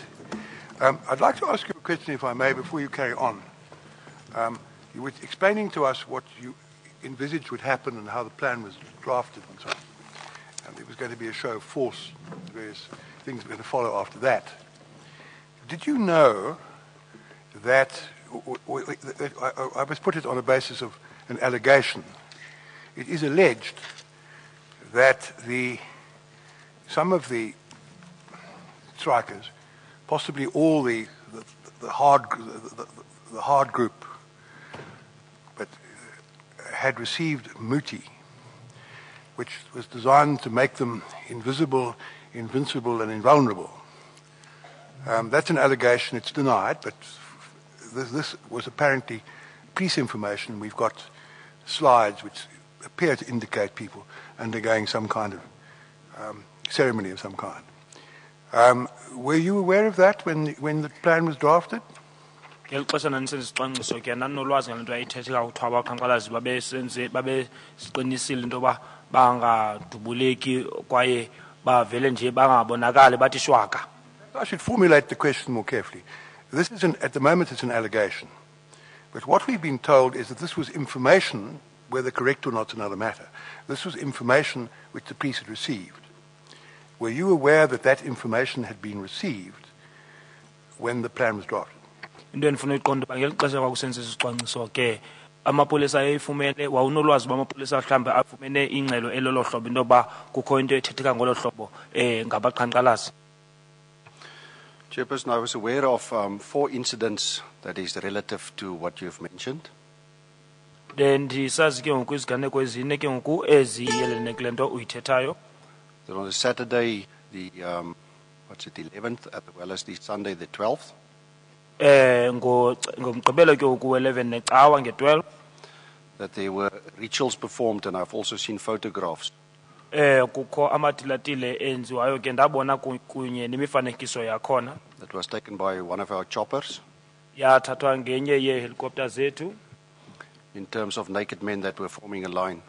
Apho kwakuboniswa amadoda ke ayenze umgca ehambaze. And then again on Tuesday and Wednesday. Kwakhona ngolesibini nangolesithathu. The administering of muti, I do not know. I first saw it as the Saturday and Sunday that it was just rituals, not necessarily the administering of muti. But on the Tuesday and or the Wednesday, it was reported that there's a vehicle that is bringing buckets and that there's a substance that they are sprinkling or administering. Uthi ke ngoku into zandibone ke okanye ndifika yamayeza ngesiganeko sangomgqibelo nangecawa kodwa kwakusenzo nje amatilatile kodwa into endivileyo into yokuba ngolesibini ngolesithathu okanye ngolesithathu ikhona iveni eyafika phaa iphethe iibhaketi apho ke kwakubonakala uba kukho into abantu abatshizwa ngayo.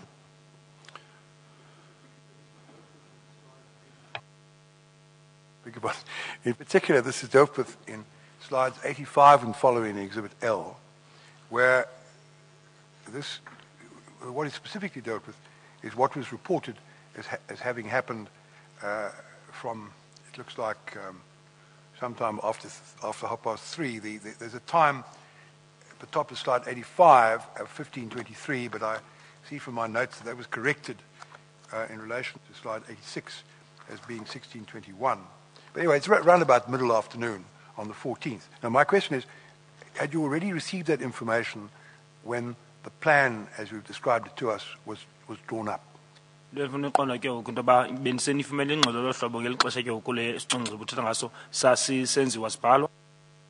Chairperson. Was any allowance made for the fact that the protesters, if I can call them that, might not have been deterred by a show of force? Because they would believe, if this information is correct, of course, they would believe that the bullets will bounce off, that they have nothing to fear from a show of force, from members of the police service armed with R5s and so on, because it can have no effect on them. Was that taken into account when the plan was drafted? Ngoke ngokwawucinga into yoba mhlawumbi njengoba beboniswa ke ngokamandla njengoba bekholwa kuloo nto leyo into yokuba bona imbumbulu azinawukwazi uba zingene kubo loo nto leyo ke ngoku bekholwa kuyo yayisoze le nto yokubonisa kona amandla ikwazi ukubathintela abantu into yokuba banganantsiki. This to you, I think I should ask you first, was your information that the people had received muti which they believed, so it's now alleged, they believed would render them invincible and invulnerable? Chairperson, I just ask this. It seems to be a technical glitch on our system here. I do not know if the rest of the House experienced the same, so we really struggle to hear. Let me ask the question, raising my voice a bit. The question is this. When the plan was drafted, had you already received information to the effect that so it is now alleged, whether it's true or not is not the purpose of the question. The question is your information. Had you received information already when the plan was drafted that the protesters, some of them at least, in the hard group, had received muti which they believed, or allegedly believed, would render them invisible, invulnerable, and that's enough. And invincible, sorry, invincible in the three invis, invisible, invincible, and invulnerable. Ke ngoku into efuna iqondo ba ngeli xesha benisenza isicwangciso ke ngoku esi nanisenifumene ke ngoku ingxelo yokuba abantu kuthiwa basebenzisa ke ngoku amayeza ango apho bekholelwa into yoba bona abanawukwenzeka nto kwaye bona abanokoyiswa kwaye kwakhona bazawuvele nje bathi shwaka bangabonakali. As ek het reg het, is dit onsterflik, onoorwinbaar en onsigbaar. Is heeltemal reg. Dankie, voorsitter. Chairperson, no, we did not get that information. Khangathi sifumane ingxelo enjalo. Specifically as that this is how they would feel. Yokuba yindlela le abazawuziva ngayo bona. But we discussed it in the JOCOM and during the JOC. Kodwa ke sathetha ngayo phaa kwi-JOCOM naphaa kwixesha sibambe i-JOC. In terms of experiences of police officers, in terms of typically what the muti would do. Ngamava amapolisa ke nolwazi abanalo ke ngale nto kwakuthiwa eliyeza lizawuyenza. And the question of invincible came up in terms of certain cash in transit interactions that the police had, that the people would stand in line and that they would have this feeling of invincibility. Ke ngoku uthi amapolisa ke kanamava kwezinto ezo baye bathetha nabo ngento eziye zenzeke ngeli xesha babekho kwimeko apho kwakubanjwa ke ngoku inkunzi zemali eziphethe into ezixabisekileyo okanye apho kukho imali khona kuba babezoma benze umgcabo bantu abo. And we considered that, Chairperson, as a specific risk. Siye sayibona loo nto iyingozi enkulu. And it was built in our plan in terms of certain specifics that we've built in. Yaye nayo yathindwa yachukunyiswa phaa kwisicwangciso sethu njengezinye izinto esiye nazo sasithetha ngazo. Part of that, the positioning and the deployment of the barbed wire. Inxalenye ke loo nto yakuba kukhutshwa ke kolu cingo lihlabayo. As well as then the distance we kept and the deployment of the frontline officers in armored vehicles. Nomgama ke sasimi kuwo kwakunye nokusiwa phambili ke kwezi nqwelo zikhuselekileyo. But we were confident that the moment we break up that cohesive group into smaller groups, kodwa sasiqinisekile into yoba ukuba singohlukanisa abantu sibenze ibe ngamaqela amancinci. That even although the potential was there that people will resist when we try to arrest them, na uba sasikwazi loba kungenzeka ukuthi abantu xa sithi bazawuzama ukuxhathisa. And that they would refuse to lay down the specific weapons that they have in their possession. Nokuthi bazakwala ukubeka izixhobo ezithile babeziphethe kubo. We saw that more as isolated incidences. Sabona ke ezo njengezehlo ke ezahlukeneyo. And that our ratio of deployment at that time would be such. Yayizoba njalo ke kunenani lokuthunyelwa kwabapolisa ke kwethu apho. That our police officers from the TRT with the specific skills that they hold in their training. Ukuba ke ababe TRT ngobuchule amanabo neqeqesho abalufumeneyo. That they will be able to perform an arrest. Bazawukwazi ukuba bona babambe. and that they would be able to then om so 'n aanval af te weer.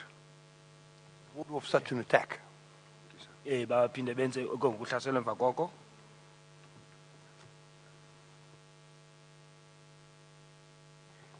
It was envisaged that that might not be entirely successful and that some of the warriors, if one can call them that, in the front might be killed. Chairperson, it was never envisaged that we did not foresee it and we did not plan for that a person would be killed. Zange sicebe ke okanye sibonele phambili into yoba kukho umuntu ke ozawubulawa. I didn't say it would be, I said might be. Was it foreseen that some small number perhaps of the members of the front group might in the process be killed? Zange ibe into enikwazi uba ibinobona uba ibinokwenzeka into yokuba mhlawumbi aba kwabantu abangaphambili noba singathi abambalwa ungenzeka into yobana mhlawumbi babulawa basweleke. Chairperson, no, not in the way that we intended the plan to roll out, because there would have been a line of armored vehicles. Hayi ngendlela ke ngoku besenze ngayo isicwangciso sethu ngoba bekuzobakho umgca ke ngoku wezinqwelo ezi zinezixhobo. And that the people would have been broken down into such small groups Nabantu ke bazohlukaniswa ke ngoku bachithwe benziwe amaqela amancinci. that they would be able to deal with that without the loss of life. Nokuba bazokwazi ukuthi basebenzise loo nto kungekho mntu uphulukene nobomi bakhe. Thank you. I must report that when I turn my microphone off, when I turn it on, it seems to be all right. But when I turn it off,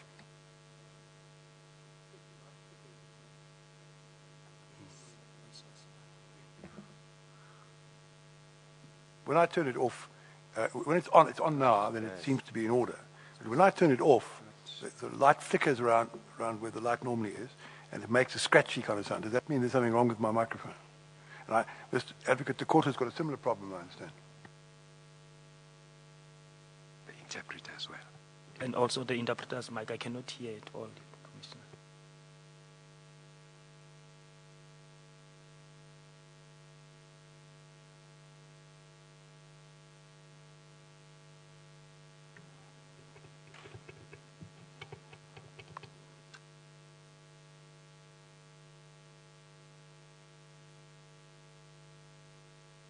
As long as I don't say anything, it doesn't matter. But is the interpreter's microphone now working properly?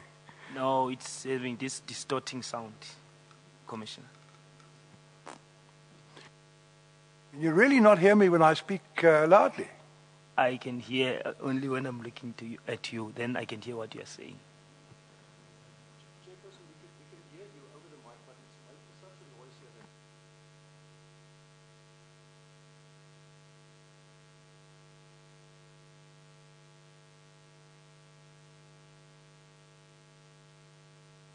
I think what you're saying is now not being recorded.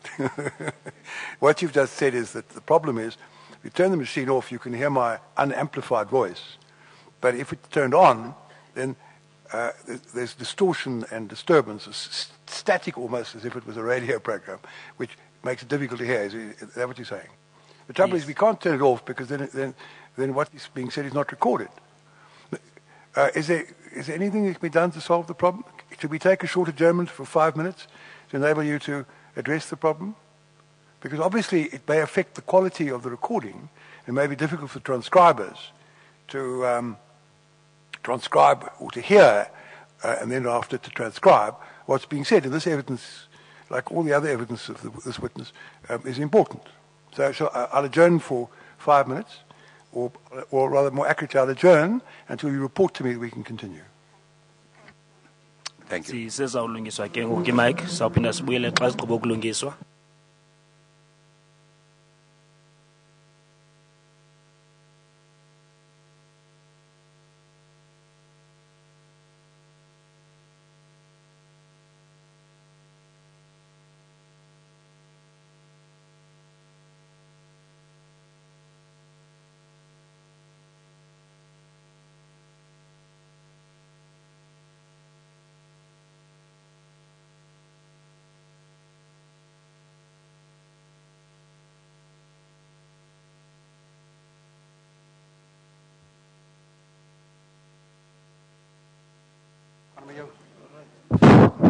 umthetho.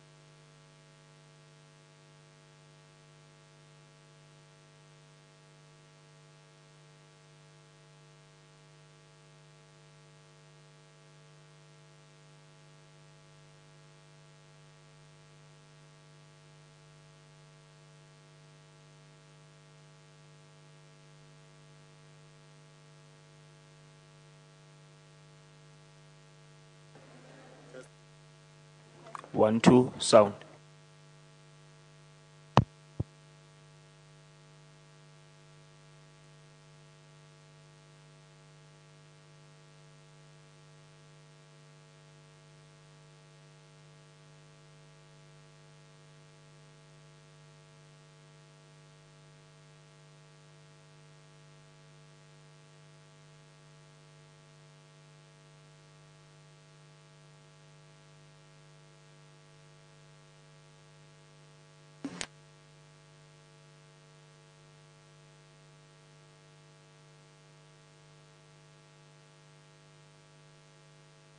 Commission resumes. Are we now in a situation where we're back on the air without static? Is that correct? Yes, Commissioner. All right. Well, let's proceed on that basis. You're still under oath, Major General. Mr. Semenya, in the static-free atmosphere, would you like to proceed? Indeed, Chair. The subject we have been dealing with now, General, can I invite you to exhibit triple F25? Into ke ngoku besele ngayo ngiyacela ke uba sijiye phaa ku-exhibit triple F25.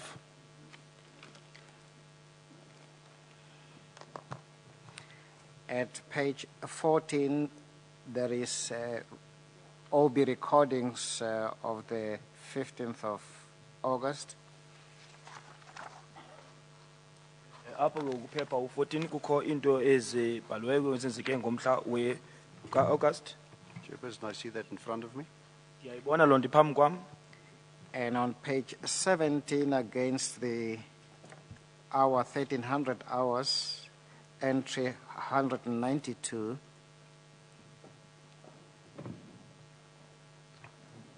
Naphaa ke ngoku kuphepha u-17 apho ke ngoku ngentsimbi yokuqala kubhalwe u-192 khona. I see the entry, yes, Chairperson. Ndiyabona apho kubhalwe khona. it is reported there that Papa 1 reports that there is a Toyota Baki, white in color, drove towards the group at Kopi to deliver buckets of muti, in parentheses, suggest so, and a lot of people moving back from the village to the Kopi. Kubhaliwe ke ngoku apha uba utshilo yena upapa wantu ukuba ikhona even iToyota emhlophe eya phaa kweli qela liphaa entabeni ephethe ke ngoku ibhakethi amabhakethi anamayeza apho ke ngoku abantu basuka ke ngoku kwindawo yokuhlala bahamba baya phaa entabeni. Yes, Chairperson. Wesihlalo That's what you were referring to. yile nto buthetha ngayo le. Yes, Chairperson. Wesihlalo On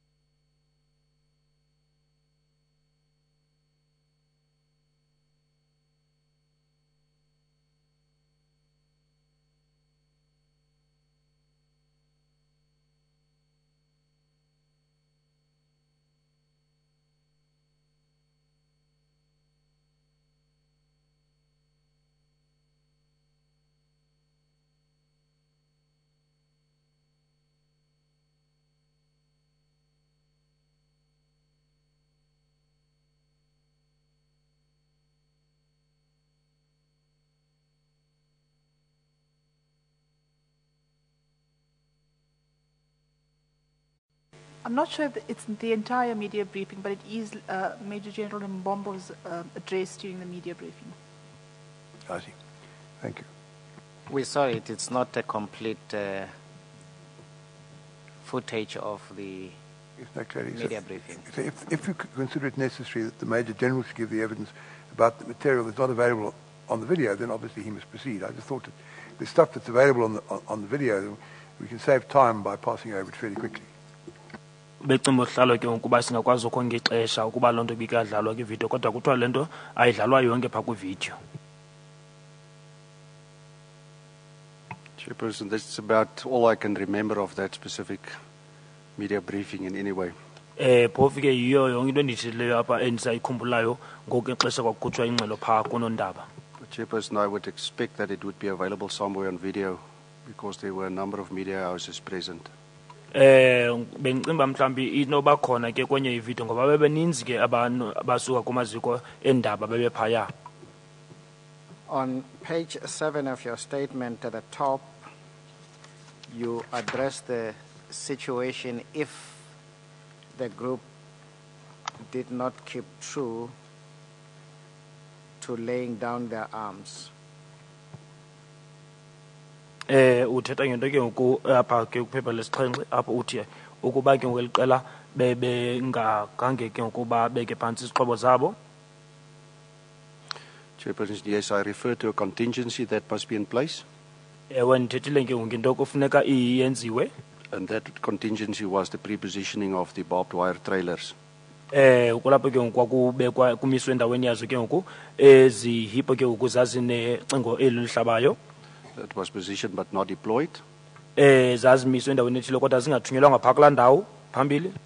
but that can do a rapid deployment in the case of an aggressive actions towards the police. Kodwa ke bezinawukwazi uba zithunyelwe kule ndawo funeka zime kuyo ukuba kungenzeka into yoba kukrokriswa amapolisa.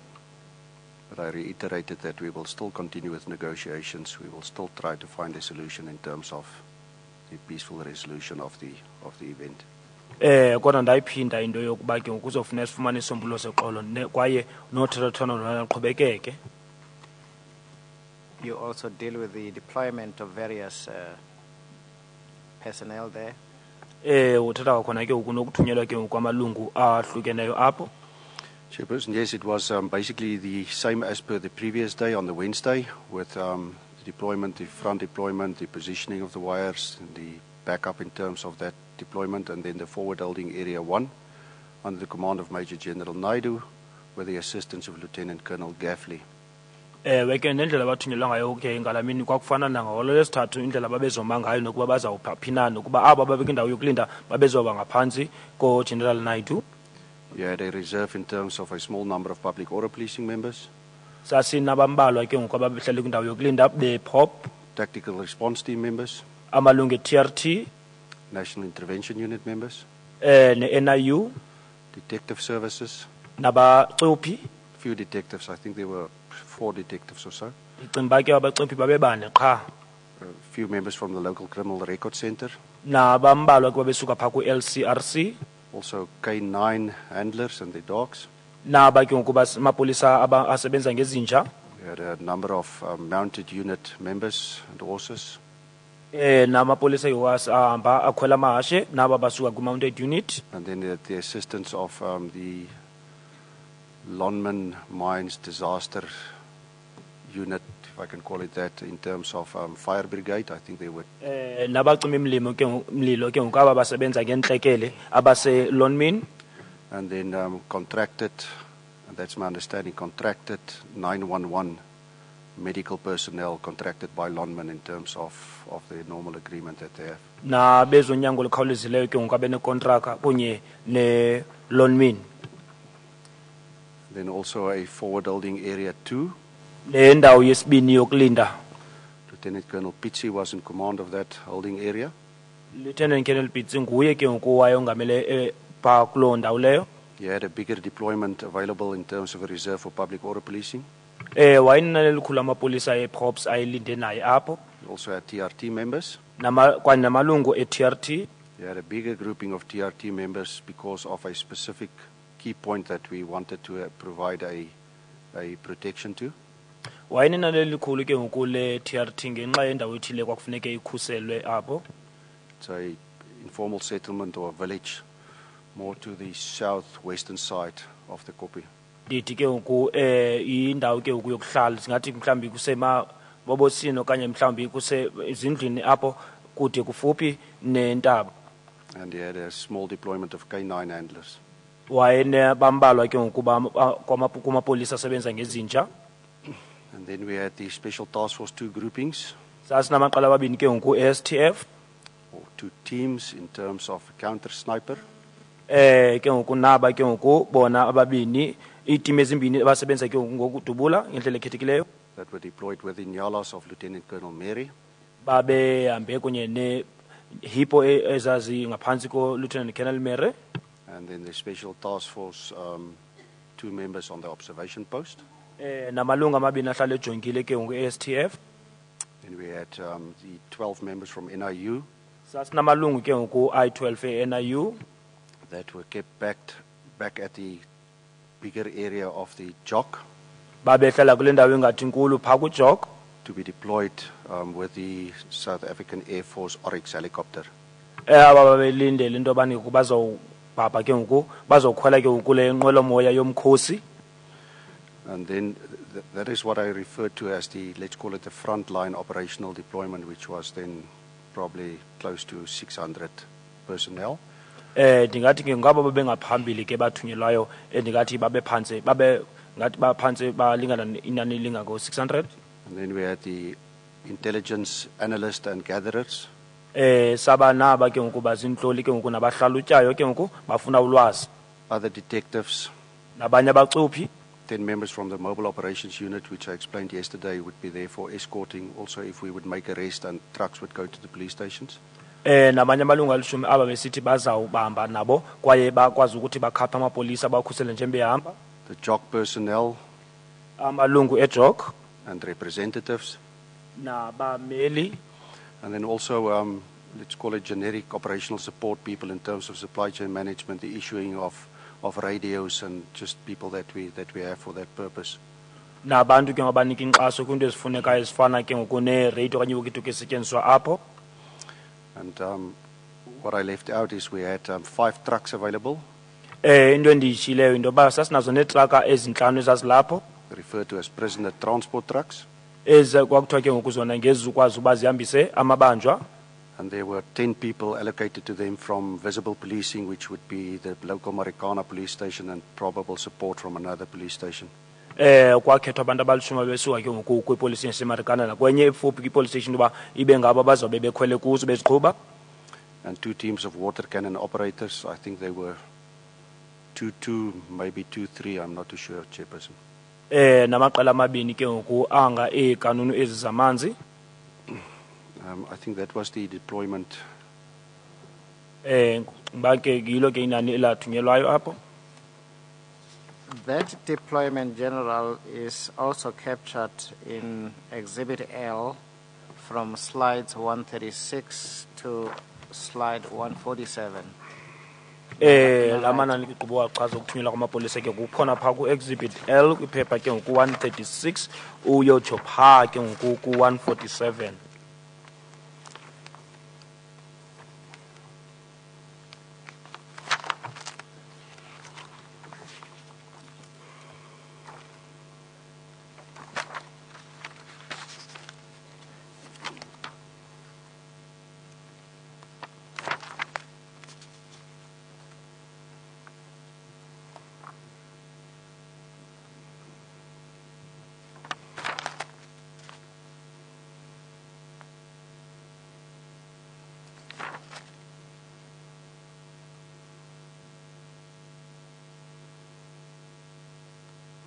Chairperson, yes, I see on slide 146, I did not mention the 2 police choppers in terms of the deployment on that, as reflected under slide 146.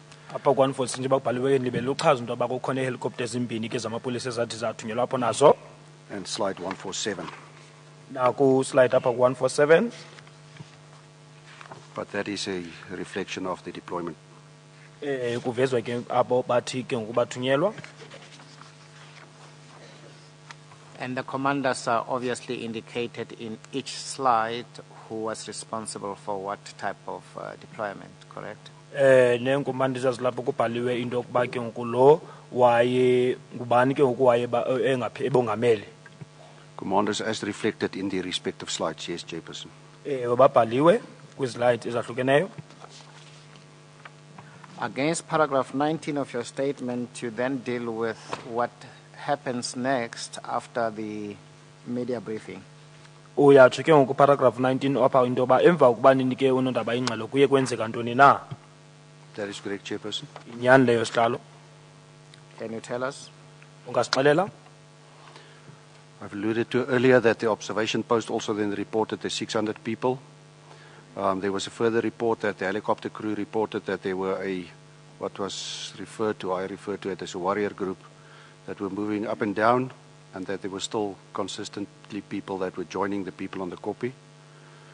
Ndithilo ke into kubana ke ngoku aba bajongileyo bathi into bakho abantu ngamakhulu amathandathu babesiya apho naba ke ngoku bakwinqwelo ndaka bathi into ba ke ngoku bakukho aba ke ngoku bangamajantliziyo bona bangumkhosi babenyuka besihla. And the report by Brigadier Karlitz in terms of the approach by that leader group. Nengxelo ke ngoku yakhutshwa nguBrigadier Karlitz yayisuka kwinkokheli yela qela, where the leader indicated that the wire must be removed and that they are not going to ask again.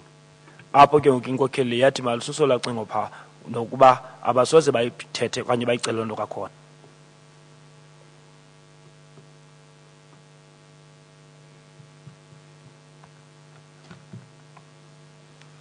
And under paragraph 20, of course, you deal with the fact that the belief that the people would lay down their arms. Uyatsho ke ngapha paragraph 20 noba wakholela into yoba abantu bazazibeka phantsi izixhobo zabo. Comes short. That's correct, yes. Ewe kunjalo. And you deal with the contact between General Mbombo and the president of AMCU, Mr. Matunjo. Uthetha ke nodliwano dlobelelo phakathi ke khona ko General Mbombo kunye nomhlekazi uJoseph Matunjo. Chairperson, yes, after the press briefing that we had, we returned to the JOC. Emva kokuba sidibene ndaba sabuyela phaa kuJOC. And we were under the impression that at 9 o'clock when we were to have or at the same time that we had the press briefing, which actually started after 9, that Mr. Matunwa would then honor his commitment that he will be back at the copy speaking to the people. Sakholela kuba njengoba sasiqale ke ukuthi uba nodliwano ndlebe nonondaba emva kwentsimbi yethoba ekubuyeni kwethu ke ngoku uzobe seyenzile into wayezibophelele ngayo into yoba uzawuyenza umhlekazi uMathunjwa. Only to find that he did not go to the copy. Safumanisa emva koko into yobani ke ngoku zangaye phaa entabeni. What time did you return after the media briefing? Nibuyele ngabani ixesha ke phaa emva koba nibe nedliwano ndlebe nonondaba? Commissioner, that must have been around 10:30, I reckon. Xa ndikhumbula ndingathi bekungecala emva kwentsimbi yeshumi. Maybe slightly after that. Okanye mhlawumbi emva koko. General Mbombo then spoke to Mr. Matunwa on her cellular telephone. uGeneral Mbombo waye wathetha ke ngoku nomhlekazi uMathunjwa ke ngoku kwiseli yakhe. I've mentioned my statement that the assumption was that it was in his cell phone, but I can also remember that potentially it was on somebody else's cell phone, maybe Mr. Mokwena's cell phone, because we did not have his number at it, or I'm not too sure, but she spoke to him over her cell phone, but potentially it could have been on somebody else's cell phone. Into ayikhumbulayo into yoba mhlawumbi bethetha naye ingathi kwifowuni yaka Mr. Mokwena okanye kweyomnye umntu. It was then she asked him why didn't he go to the copy as he has promised. Wambuza uba kuthena ngayanga entabeni njengoba bethembisile. He then indicated that he was at Lonman and Lonman do not want to commit to further negotiations. Uthi ke ngoku waye phaa eLonmin yena iLonmin khange ifuna uzibophelela into yokuba izawungena kuthethathethano. But he indicated to her that he will come to the JOC and then he will speak to her in person. Uthe uzawubuyela phaa kwiJOC athethe naye ubuqu. He arrived at the JOC shortly after that. Wathi kungekudala wafika ke ngoku emva koko phaa kwiJOC. Probably within 15 minutes, Chairperson. ndiyathi mhlawumbi emva kwemizuzu elishumi elinantlanu nesihlanu. And General Mbombo wanted to know from him, why did he go back on his word? UThera Mbombo kutheni wambuza uba kutheni engenzanga le nto ke ngoku wayeyithethile And why is he not accepting the responsibility as a leader nokuthi uba kutheni angafuni uthatha uxanduva njengenkokheli to honor his commitment that he would actually go and do that? ukuba azokwenza le nto bezibophele ngayo ubuzawuyenza. And she reminded him how important this was, because we were all in the belief that there would be a laydown of weapons at 9 o'clock. Wamkhumbuza uba le nto ibaluleke kangakanani na ngoba kwakho isithembiso esenziweyo into yoba ngentsimbi yethoba zizawubekwa phantsi izixhobo.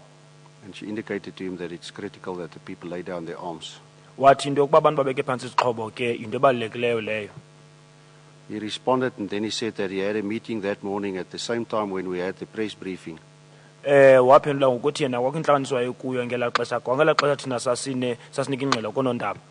He had a meeting with representatives from Lonman. I do not know if it's part of the management, but he had a meeting with a person or persons at Lonman. Uthi kwintlanganiso ke ngoku nomnye waba baselonmini abaphathi okanye omnye abanye babo. And he wanted to have some commitments there, that was my understanding. Uthi wayefuna kubekho into abazithembisayo kona into endiyiqondileyo leyo. In terms of the process of further negotiations, which I assumed was then between AMCU and Lonman. Ngongxoxo ezinoba khona ezazinoba khona phakathi kwelonmini neAMCU. And he said it's because of that reason that he did not go to the copy, because he needed that commitment before he can go and address the people at the copy.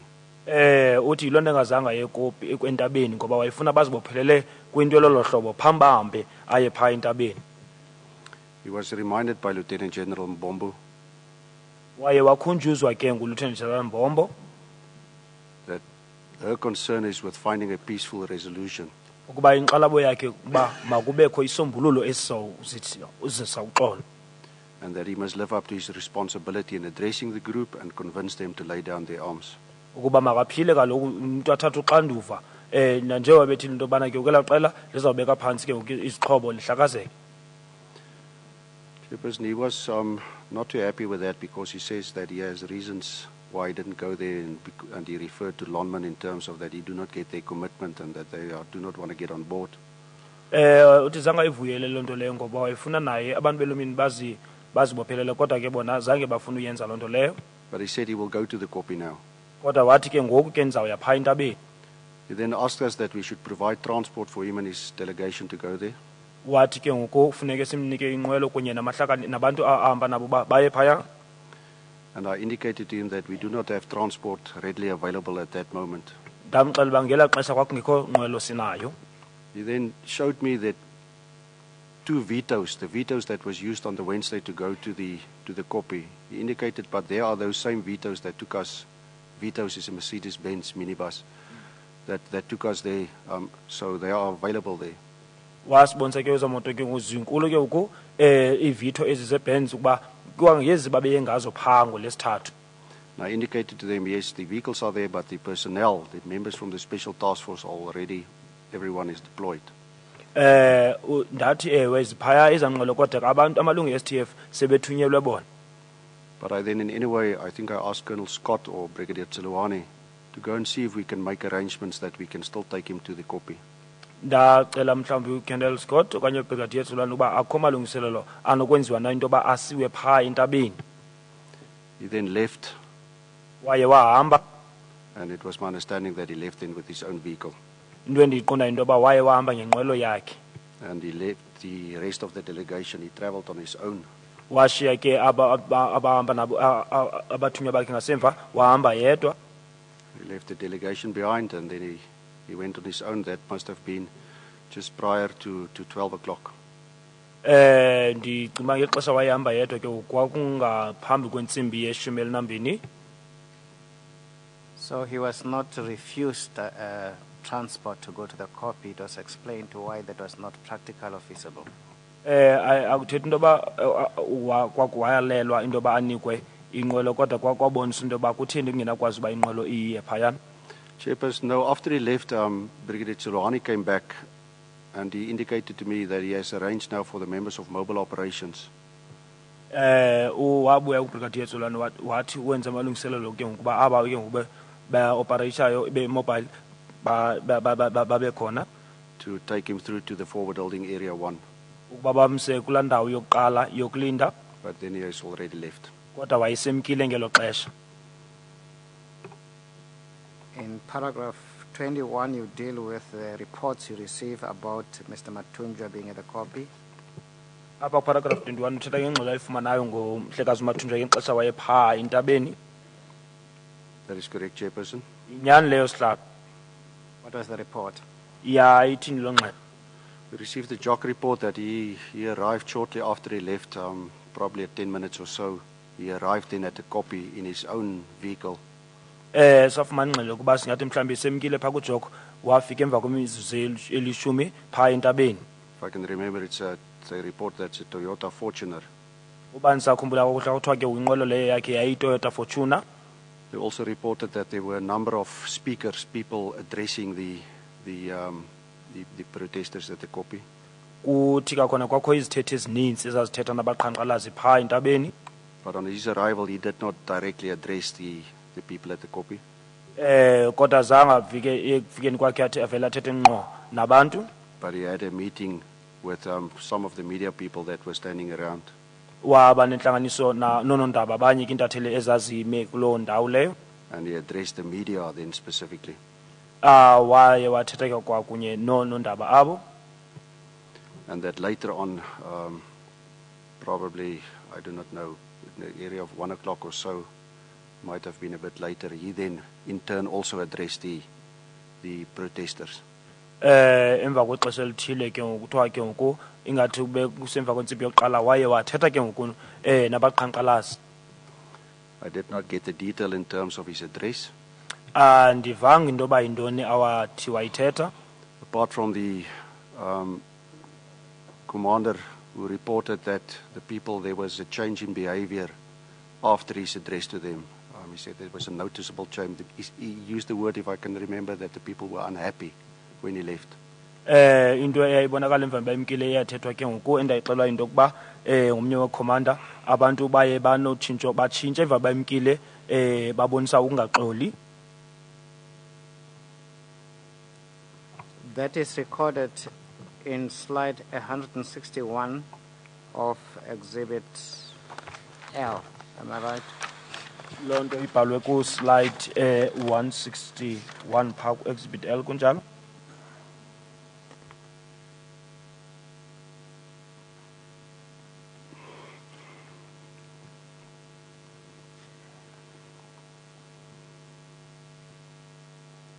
I see that, yes, Chairperson. Ndiyayibona loo nto sihlalo.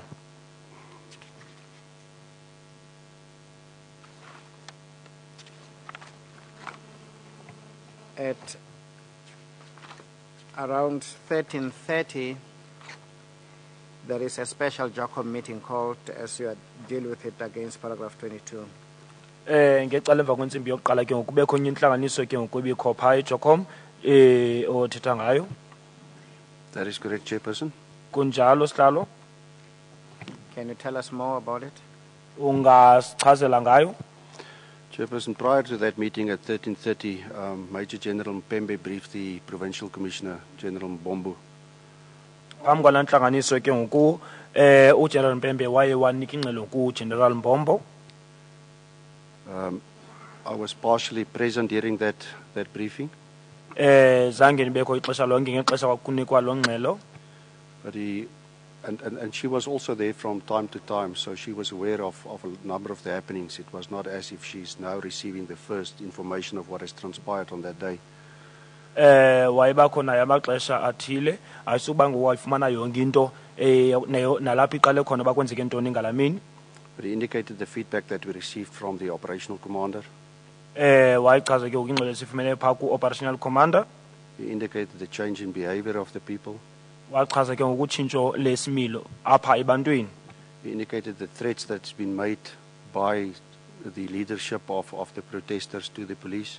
Nezigrogiso ezazenziwa ke ngoku ziinkokheli zabantu phaa kumapolisa ke ngoku. And he indicated that there's a real risk associated if we would not take action to disperse the people. othi ke ngoku ibungozi butawuba ingozi yawuba nkulu kakhulu ukuba singathathi inyathelo. The risk was discussed without much detail. Lento yobungozi ke yathi yathethwa kodwa zange uchancathwe kuyo. But it basically boiled down to the fact Kodwa yaye yabonakala yaye into eyinyani that if this disgruntled group of people, ukuba iliqela labantu lingaxolanga, that we all had the impression that they would lay down their arms ukuba sikholele into yobana bazawubeka phantsi izixhobo zabo and that they would disperse peacefully, nokuba bazawukwazi ukuthi bahlukane bahambe ngoxolo, that didn't happen. zange yenzeke leyo. And it seems like even the president of AMCU, that he cannot control the members, he cannot convince them to actually lay it down. Wakubonakala into yokuba wayengakwazi ukuthi alawule amalungu ango yena upresident, wayengakwazi nokubenza into yoba babeke phantsi izixhobo. And that the real risk is here that these people would go back from the copy, all of them in that group, armed as they were. Nokuba abantu bazawusuka phaa bamke phaa ekopini bexhobe ngale ndlela babexhobe ngayo, That they would move into the neighborhoods and the villages. uba bazawuya kwindawo yokuhlala eyayikude kufuphi apho. And then we will have incidents again of serious intimidation, Kuzawubakho iziganeko apho ke kuzawubakho izigrogriso khona, of assaults hlaselo and murders nokubulala and damage to property. nokwenza ukudala umonakalo kwimpahla. Chairperson, we are only too mindful what has happened in Implats earlier in the year, Besesikhumbula kodwa nento ebeyenzeke ekuqaleni konyaka phaa eImplats, where there were several cases reported in terms of exactly the risk that we feared. apho kwaxela ingento ezininzi ezenzekeyo, into ke ngoku esasinoloyiko lwayo. My own experience in that regard is Ulwazi endinalo ke ngaloo nto kukuba that it's extremely difficult yinto enzima kakhulu le to control any such groupings once they break up into literally tens of smaller groupings. ukulawula ke ukwenza abantu bophule ukuba okanye bahlukanise babe ngamaqela ambalwa abantu mhlambe abazoba balishumi kwiqela ngalinye, And people go into the neighborhoods, nabantu ke babazabe besiya kwiindawo zokuhlala. and then you cannot control individual actions. Awunawukwazi ukulawula izenzo ke ezenziwa ngumntu ngamnye ngamnye. I think Sasolburg and Zamdela is a recent specific reference to what I'm referring to. Umzekelo ke uthi ngabhekisa phaa kwinto ezenzeke eSasolburg naseZamdela, Because that started with a small group of about 100 people. ngoba loo nto yaqala ngabantu abambalwa esingathi babe 100, They were joined with a number more, kwaye kwangenelela abanye abaninzi kubo, and then the people took to the streets. abantu bahamba baya ezitalatweni. Chairperson, in that process, there were more than 32 shops that were looted, Kwaye kwaphangwa ke ngoku iivenkile ezingaphezu kwe-32 inani, and about 180 foreigner shops. ngoku ke kwaphinda kwaphangwa ke ngoku neevenkile ezi-184 zabaphambukeli. But we've experienced that in my years, that you will get the moment you break up such a group and those groups go back, then they will loot and they will intimidate and they will attack and people can get killed. Into endiyazi into yoba xa uthi uyabahlukanisa baphinde emva kwexesha badibane kakhona, baphinde bayophanga kakhona, baphinde benze nezigrogriso bahlasele. The Provincial Commissioner, in terms of that briefing, then said that we should go over on a stage 3 deployment. Provincial Commissioner ke ngoku wathi ke ngoku masiye kwisigaba sentathu ke ngoku ezisesicwangciso. And based on that, I called a special JOCO meeting Ngenxa yaloo nto leyo ke ngoku ndaye ndabiza intlanganiso ekhethekileyo phaa yeJOCOM, because even although stage 3 was always part of the plan from the Tuesday, nangona ke ngoku isigaba esithathu yayinxalenye yesicwangciso kusukela ngolwesibini. during the morning JOCO meeting, we did not go into the detail of that planning. Zange ke ngoku ngentsasa leyo singene nzulu ke kule nto yesicwangciso, Because we were still confident that there will be a laydown of arms. ngoba sasesikholelwa ngelaa xesha into yoba izixhobo zizawubekwa phantsi. We then started with a special JOCO meeting at 13:30. Siye ke ngoku saqala ngale ntlanganiso yeJOCOM ngecala emva kwentsimbi yokuqala. Present was the Provincial Commissioner Lieutenant General Mbombo, Owayelapho ke ngoku commissioner wephondo General Mbombo, the overall commander Major General Mpembe, Major General Mpembe, overall commander, myself as the chairperson. mna ke njengosihlalo, We had Brigadier Fritz, Brigadier Tseluani, ubrigadier Fritz nobrigadier Tselwane, Brigadier Van Zyl from the detectives, no Brigadier Van Zyl osuka ke ngoku kubacuphi, Colonel Isaacs from intelligence, no Colonel Isaacs esuka ke ngoku kwintloli, and we had Brigadier Pretorius as the operational room commander. Brigadier Pretorius nje ulowena we operational room commander, And Advocate Moelman from the police legal team. Advocate Mulman wa mapolisa. Started the meeting by Lieutenant General Mbombo giving an overview. Iqala inhlanganiso nguGeneral Mbombo asinika umfanekiso wento eyayisenzeka apho, Of the happenings of that morning in terms of specifically our discussions with Mr. Matunwa, wento eyenzeka kusasa kwingxoxo abanayo kunye no Mathunjwa, and in terms of his failure to go back and to be able to convince the bigger group to actually lay down their nokuphanza kwakhe ukuba aye phaya uxelela qela abantu ukuba babeke phansi izixhobo zabo. she then indicated that we go over to the stage in terms of the dispersal, Wathi ke usiya kwizinga apho ke kuzawuhlukaniswa kanye kuhlakazwe khona and then the disarming and the arrest. apho bazobekiswa phansi izixhobo kuphinde kubanjwe. We then went into some detail of the plan, Siye ke ngoku sachancatha sathetha ke ngoku ngezinto eziqulathwe apha kwisicwangciso, and we agreed that the overall commander will again attempt to communicate and see if he can pick up again the negotiations. sa gqiba into yokubana ke ngoku overall commander uzawuqhubekeka ke ngoku abona uba akuzobakho ke ngoku ngxoxo zingabanjwa na. We were still hopeful that the people will, when he announces that, when he starts giving the warning, that the people will still lay down their arms, and it was to communicate that when he gives the warning that they should just lay down their arms where they are seated and then leave on their own. Sasikholelwe ekubeni ke uba xa bexelelwa babeke izixhobo bazawuzibeka phantsi izixhobo bazishiye kulaa ndawo babehleli kuyo. It was agreed that should dispersal still be necessary, Kuthiwa ukuba kungafuneka kunyanzeleke into yoba ke ngoku kuhlakazwe, that it will be aimed against those people that remain and that do not lay down their arms out of own accord. uba kuzawuhlakazwa abo babengazawufuna ukuhlala apho bangafuni uzibekela okanye bazihambele ngokwabo kuloo ndawo.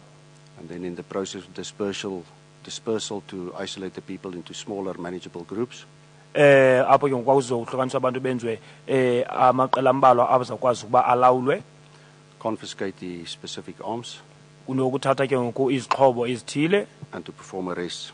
nokubamba.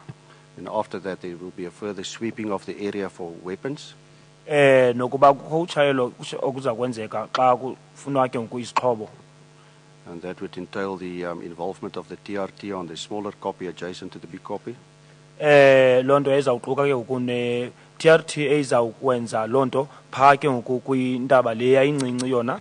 and NIU and Special Task Force on the bigger copy, I-NIU ne-STF zazizawuyenza loo nto phaa kwintaba le inkulu ke ngoku. and then bringing the K9 as well as the mounted unit. Wawuzosiwa kwakhona ke ngoku amapolisa ezinja naba babizwa i-mounted unit. Lieutenant Scott then did a visual presentation on a PowerPoint format, Waba nento ke ngoku ayiveza ngokhompyutha kanye buqhakalala yena uLieutenant Scott. he indicated that it's already decided and we have already repositioned the 6 barbed wire trailer, Utshilo into yoba ke ngoku sesizibeke endaweni efuna zibekwe ke ngoku ezi hippo zintandathu zinamacingo ahlabayo, to basically form an enclosure on the side of the police neutral area where the media is also situated. ukuba kuzovalwa le ndawo ke ngoku amapolisa eme kuyo nalapho ke ngoku babe zazikhona intatheli. And then he gave an overview in terms of the 3 phases under stage 3. Wathetha ke ngoku ngamanyathelo amathathu aphantsi kwesigaba sesithathu. First one being the deployment of the barbed wire. Inyathelo lokuqala ke ngoku kukhutshwa ke ukutsalwa ke kwecingo elihlabayo.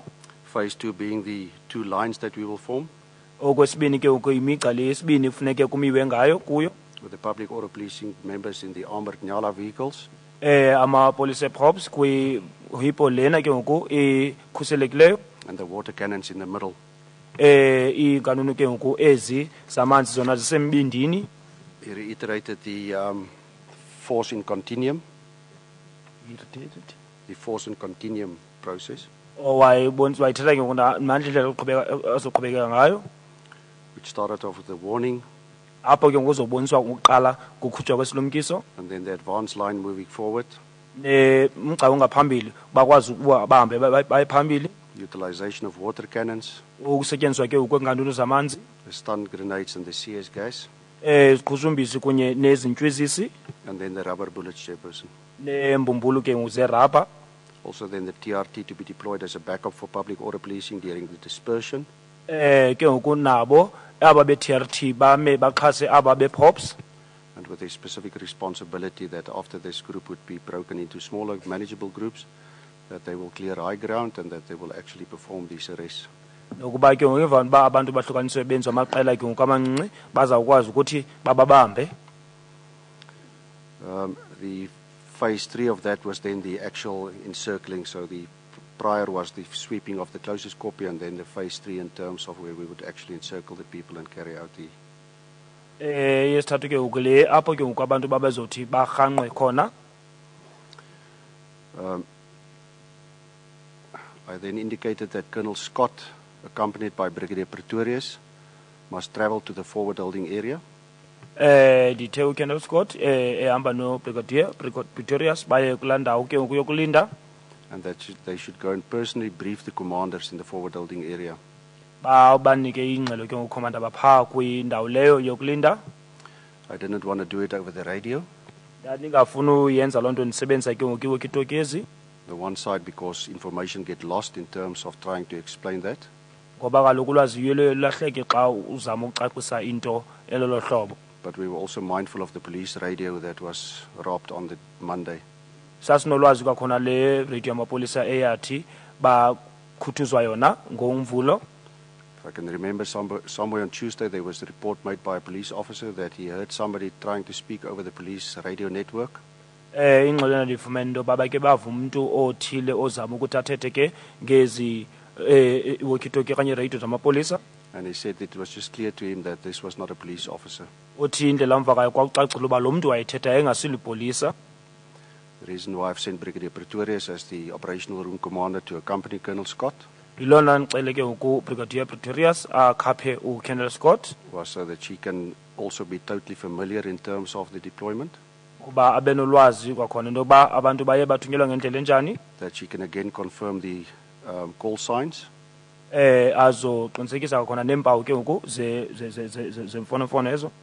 and I've instructed Colonel Scott to take aerial photographs with Ndacela uKenneth Scott into yoba athathe ke ngoku iifoto zengingqileyo, or in a Google format, so it's actually not an aerial photograph, it's a Google format of the area. kodwa le azothi ayikhuphe ke ngokuqhakalalo bekhompyutha ngeGoogle, Where it indicates in graphics in terms of how this deployment will unfold. apho ke ubizawubonisa ngegraphics uba ukuthunyelwa ngoku kuza kwenzeka ngendlela enjani. I indicated to them that they must be back at 3:15, Ndaxelela ke ngoku into yoba babuye ngesiqingatha emva kwentsimbi yesithathu. as I was mindful, I indicated to them that I want to start the operation at 15:30. Ngoba ndanditshilo into yoba ndifuna uqala ioperation ngecala emva kwentsimbi yesithathu. Chairperson, I was mindful of the fact that around 5:45 at latest, it would be the setting of the sun. Ndandiqonda uba ke ngoku ngomkhono emva kwentsimbi yesithandathu ilanga lalizawutshona, And that I do not want the operation to go into the dark hours, ndandingafuni yonke le nto yenzeke ngeli xesha kuzobe kumnyama ngalo, because that presents its own challenges. ngoba leyo yayizawuba nemicelimngeni kwangokwayo. Chairperson, after the initial presentation by Colonel Scott, the provincial commissioner departed. Emva ngoba ke ngoku ndichazile uKenneth Scott wahamba uprovincial commissioner, She left to go and visit Lieutenant Baloy, wahamba yotyelela ke ngoku uLieutenant Baloyi, who was still recovering from his injury sustained on the Monday. lo wayesaphila ke kumanxeba wathi wawufumana ngoMvulo. After she left, I just continued with a checklist, Wathi kuhambeni kwakhe ndaqhubekeka ke mna nge-checklist leyo, where I indicated to the commanders must make sure in terms of certain things to be in place. apho ndathi kwikhomanda funeke baqinisekise uba into ezithile ziza kwenzeka ngendlela efanelekileyo. And then the meeting concluded at 14 hours. Yaphela ke le ntlanganiso ngentsimbi yesibini. And Colonel Scott and Brigadier Pretorius then left a couple of minutes later. Ke ngoku Colonel Scott no Brigadier Pretorius bahamba emva kwemizuzu ethile. You also deal with the contact you would have had with Mr. Matunjwa via SMSs. Uthethile khona nendlela ke ngoku yokunxulumelana nge-SMSs kunye nomhlekazi uMathunjwa. Chairperson, that is correct, yes. Ewe inyani leyo sihlalo. At 14:15, I received an SMS from Mr. Matunwa. Ndafumana ke ngoku umyalezo we-SMS wayevela kumhlekazi uMathunjwa ngemizuzu elishumi ngaphambi kwentsimbi yesithathu. And if I can just read the exact details of the SMS. Ukuba ndingakufundela ngqo ukuba kwakubhalwe ntoni ke ngoku phaa kulaa myalezo we-SMS. The SMS indicated, and I quote, "Since no person who is available to give feedback to, we are going back to employees to inform them that no one is available. We have tried our best without cooperation from anyone. Let peace prevail." Uthi ke ngenxa kungekho mntu ukhoyo kuba sinike ingxelo sibuyela phaa kubasebenzi ukubaxelela into yoba kho mntu ukhoyo kwaye senze unako kodwa sifumani ntsebenziswano kumntu othile okanye kubekho umntu onentsebenziswano. Uthi ke uxolo lona malube khona. This SMS concerned me, Chairperson, Yandenza ukuba ndibe nexhala le-SMS. and I found Major General Mpembe was just standing outside of the Joint Operational Center. Wayeme phaa ngaphandle kwijok yena ke ngoku uMajor General Mpembe. And I discussed it with him, and he indicated that he also received such an SMS. Ndayincokola naye le nto naye wathi uyifumene i-SMS enjalo. He indicated to me that he tried on a number of occasions after receiving that SMS to see if he can get hold of Mr. Matunwa on his cell phone. Uthi ke wazama izihlandlo ezininzi emva kuba ifumene i-SMS ukudibana kufumana uMr. Mathunjwa kwifowuni yakhe. But he did not succeed. Kodwa zange aphumelele kulo mizamo yakhe. Then at 14:28, I replied also by SMS. Ngemizuzu ke ngoku emva kwentsimbi yesibini ndaye ndaphendula nam nge-SMS leyo. And I quote, Ndifunda ke ngoku into endiyithethileyo. "SAPS is available at exactly the same spot as we had our earlier discussions. We are always available and willing to have discussions towards finding an amicable and peaceful solution."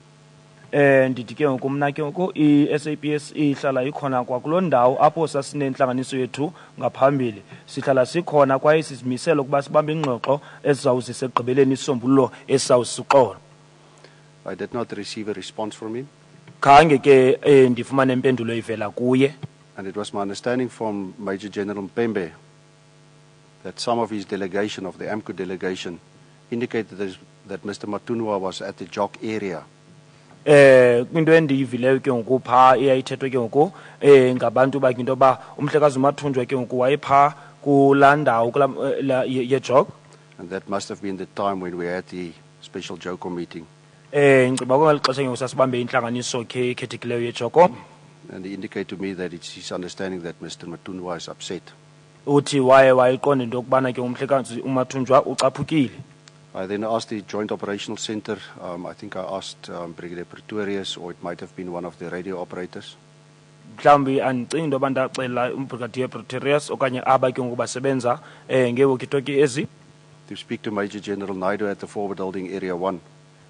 Thethe ke noGeneral Naidu phaa kwindawo yokulinda yokuqala. And see if he cannot intercept Mr. Matunwa on his way to the copy. Ukuba nokwazi ukhawula okanye adibane ke nomhlekazi uMathunjwa kwindlela yakhe eya phaa entabeni. So that he can have a discussion with him. Ukuba azoba nengxoxo kunye naye. And indicate the SAP's availability. Azotsho ke athethe ngokubakho kwe-SAPS bayikhona. So that whatever he would then go and speak to the people, that he would be not still upset in terms of when you speak to the people. Ukwenzela into yoba xa noba into lezawuthetha nabantu angayithethi nabantu ecaphukile. And I left it at that.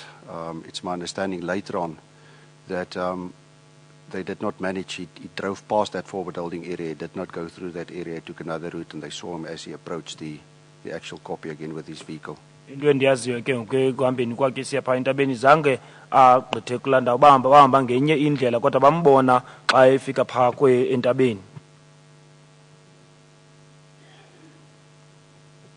Chair, may we perhaps deal with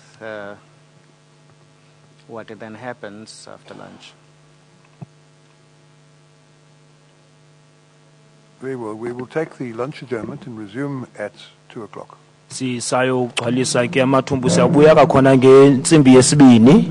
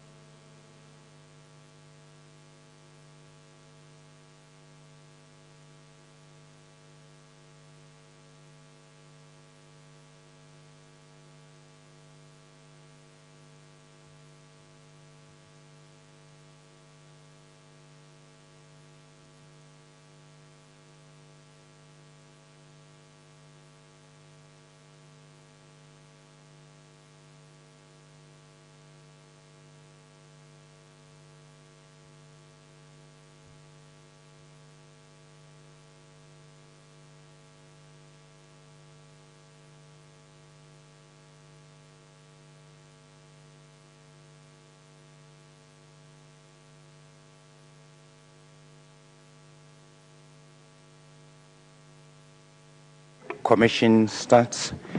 Masukumeni.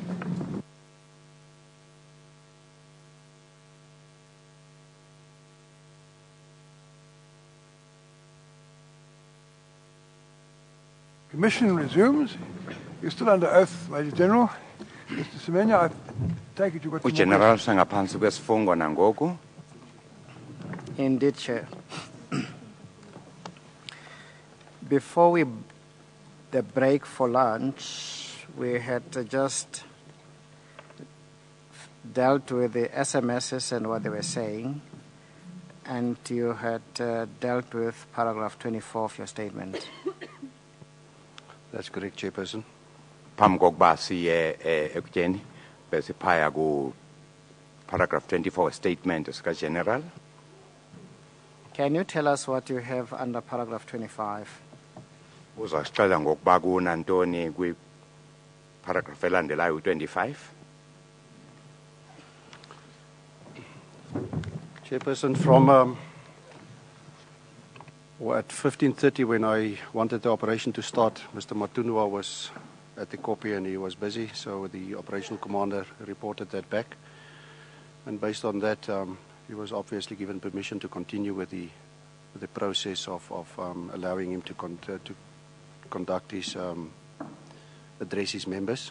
Uthe ngelixesha ndifuna ukustarta kokuba kwenzeke le operation ngafika ingxelo kokuba umathunjwa usephaya entabeni usathethe nabantu ngakho kwathiwa masimnike ixesha lokuba gqibe. And then just around 15:40, the Brigadier College indicated that he's busy, or that they're busy deploying the wire. Uthe ngelo xesha ngo 15:40 wabandixela kokuba ubrigadier usetsala ngoku olucingo oluhlabayo. And from there on, there was continuous feedback, continuous discussions between Brigadier College and Lieutenant Colonel Vermaak. Makathi ke kwa brigadier College no Vermaak kwabakho ingxelo ezisiza ukuthi basicela bakwenzeka ntoni. And they occupied most of the discussions over the radio for a good half an hour. Yonke ke lento ibisiza kuthi ngeradio ixesha lengaba half hour. It was indicated, and what we heard over the radio, that when the police started deploying the wire, seva ke kuthiwa bathe nje xa beqala ukutsala olucingo amapolisa that there was a movement from the group on the copy kwabakho ukunyakaza kwaba bantu bebaphaya entabeni towards the police line. besiza apha ngasemapoliseni kumgqalo wamapolisa. Further reports indicated that the police line came under attack. Kuthiwa ke kwahlaselwa lawo mapolisa abeme apho emgqeni ngaphambili. It was further indicated, and I cannot really recall whether it was Vermaak or whether it was College at specific times. Kwavela ingxelo andisakhumbuli kakuhle kuba evela kuFermaak kanene ivela kubrigadier College. That people are moving, ethi kukho abantu abahambayo, that the police officers have deployed tear gas and stun and rubber. okokuba nokuba amapolisa sasebenzise i-tear gas basebenzisa nerabha. I can also remember that it was mentioned that there were people standing around in the villages. Ndeva okokuba naphaya ekuhlaleni kukho abantu ababonakala bemi phandle. That the veld was set on fire. Nokuthi kutshiswa ingca apho. That people are moving. Ukuthi abantu bayanyakaza apho bayahamba. That Brigadier College indicated that the water cannon should move. Wayesetsho kubrigadier College okokuba mayize i-water cannon. And he also remarked that where's the TRT line? The TRT line must move. Washo nokokuba aba be-TRT umgqalo wabo mawuyephi. And from the chopper that Colonel Vermaak indicated direction that people must move. Yayivela ke phezulu ku-helicopter okokuba mabaye kweliphi icala abamapolisa.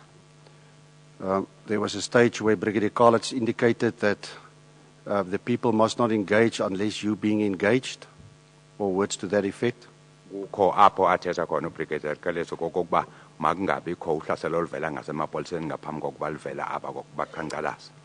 There was a stage where he mentioned that people must get out of the nyalas watsho nokokuba mabaphume phaya phakathi kwehipo and that they must perform arrests.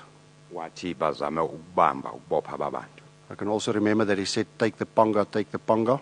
Ikhumbula esithi thatha iphanga komnye. I can remember Colonel Vermaak mentioned that there are bodies lying down. Ikhumbula eveza nokokuba kukho imizimba yabantu abalele phaa phansi. And that he indicated that the water cannons must split, that the one must be on the other side. Wathi water cannons mazohlukane enye iye kwelicala enye kwelinye.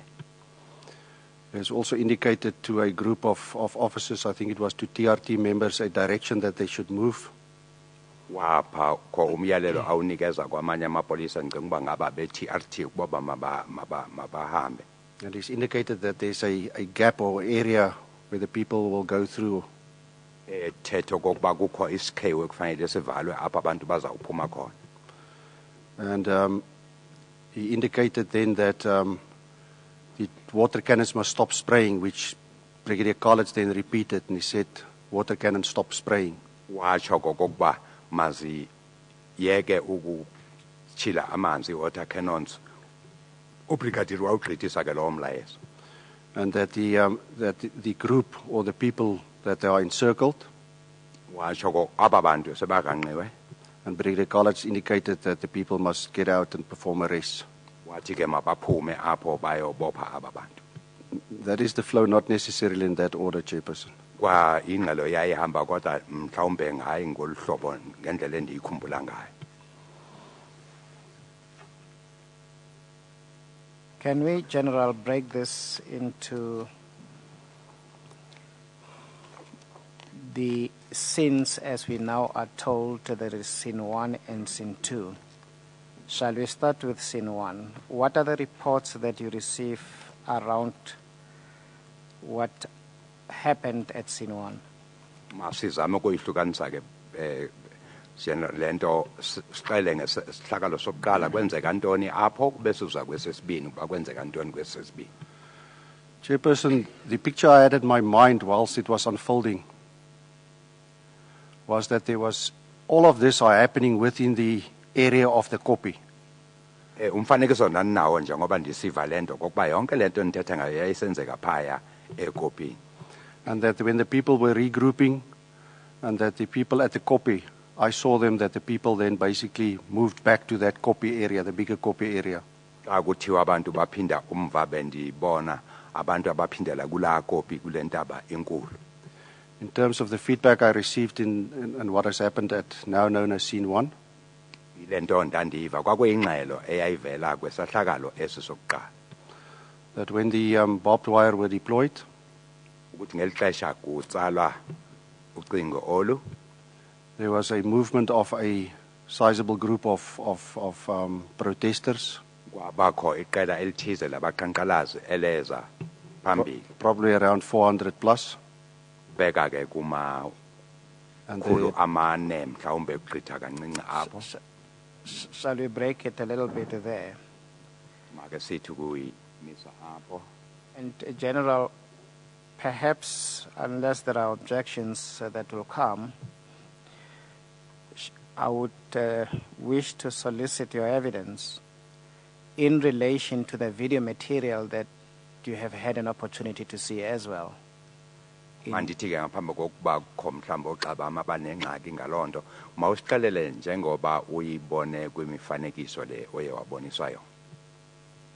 And can we do this also in relation to slide 152 so that we are able to follow your evidence? Chair, I don't want to exhibit. interrupt our learned friend. Can I suggest it might be helpful for the Commission and for all of us if the General first described what was in his mind at the time from the reports and information he was receiving, and then deals separately with what he discovered from videos which he subsequently saw, because otherwise it will be difficult to know what he knew and what he did at the time, unencumbered by subsequent discoveries. Umhlekazi yonibona kubhetele kokuba sixele ugeneral ngokwazi kwakhe You sensible, ngaphandle Mr. kwezinto Mayor. azibona I think you agree with kumfanekiso that. ngoba ngeke sisazi okokuba le into ayaziyo ikanene uyibona kumfanekiso xa sizojonga imfanekiso. Except, Chair, as the witness was testifying, from the information relayed to them, there's no scene 1, scene 2. That's why I attempted to break it. Otherwise, he'll be speaking as though he's speaking about scene 2, when I'm trying to focus his attention on scene 1. But just tell us what you were told, and then we'll go back to where I think we should. Ichaza ngolo hlobo umhlekazi uSimenyo okokuba uthetha ngezi zinto aziva zixelwa angazi okokuba yenzeka kwesehlakalo sokuqala noma sesibini, kodwa ke masichubeke asixelele ngendlela ayiva ngayo. It was indicated that whilst the wire was being deployed and it was up to the 3rd Nyala that is deployed and at the position of the 4th Nyala, Kwase kutsala ezazintathu kuthe xa sekutsala le yesine inyala itsala ucingo olu. that this group tried to go in front of the Nyala before he deployed to access into that neutral area. Kwaba ngelo xesha ke eliqela lizama ukuba liphume kweso sikhewu lize apha lali nqandwa khona.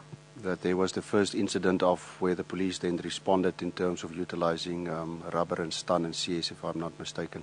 Kulapho ke ndeva kokuba amapolisa ayaqala ukusebenzisa i-stun grenades nezezinye. This Nyala then proceeded with deploying the wire, Qhubeka ke njalo inyala le ilitsala ucingo. and he managed to prevent this group from actually entering at that position of the first incident. Yaba nako kokuba ikwazi ukubanqanda aba bantu bangagqitheli apho bebafuna ukuya khona. There was then a second incident in terms of this same group a minute or two later, where they then basically just moved back and moved forward again to a further point in line with the deployment of the wire. Kwathatha umzuzu noma imzuzu emibini base bajikela kweli yaqala beyozama ukungena kwesinye isikhewu apha ngasemapoliseni esasekhona. And that was close to the one side of a kraal. Apha ke kwakuphaya ngasebuhlanti. I say the one side, the more southern side of that kraal. Xa uya ngapha ngasezantsi nobuhlanti. That this Nyala 4 then continued. He did not go as per the deployment of wire to the next position where 5 would then move to 6 and 6 would move onwards. Kwase kwenzeka kanjalo ke kwakutsala inyala le yesine kwase kutsala eyesihlanu nale yesithandathu. And he continued driving, and he then drove right into the side of that kraal to cut them off again from going into the neutral area. Ize njalo lenyala yaze yafika yaze yaba phezu kobuhlanti ukuzama ukunqanda aba bantu kule ndawo bebafuna ukuphuma kuyo. Indicated that this group, that the majority, if not all of the people, had dangerous weapons, specifically sharp-edged weapons, panga spears with them. Kazelo yayikhonako kokuba bonke aba bantu ndithetha ngabo kwangokuba bangabantu babexhobile bephethe ingcula nephanga nemikhonto.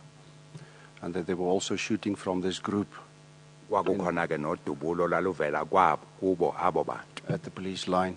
elalijongiswe kudutshulwa amapolisa. Indicate that this same group then basically went back and then went around the kraal to the northern side of that kraal. Baphinda umva ke aba bantu base bajikela phaya ngasemntla nobuhlanti. And that the public order policing members of the reserve, that as the incident one unfolded and so on, that they moved towards that flank.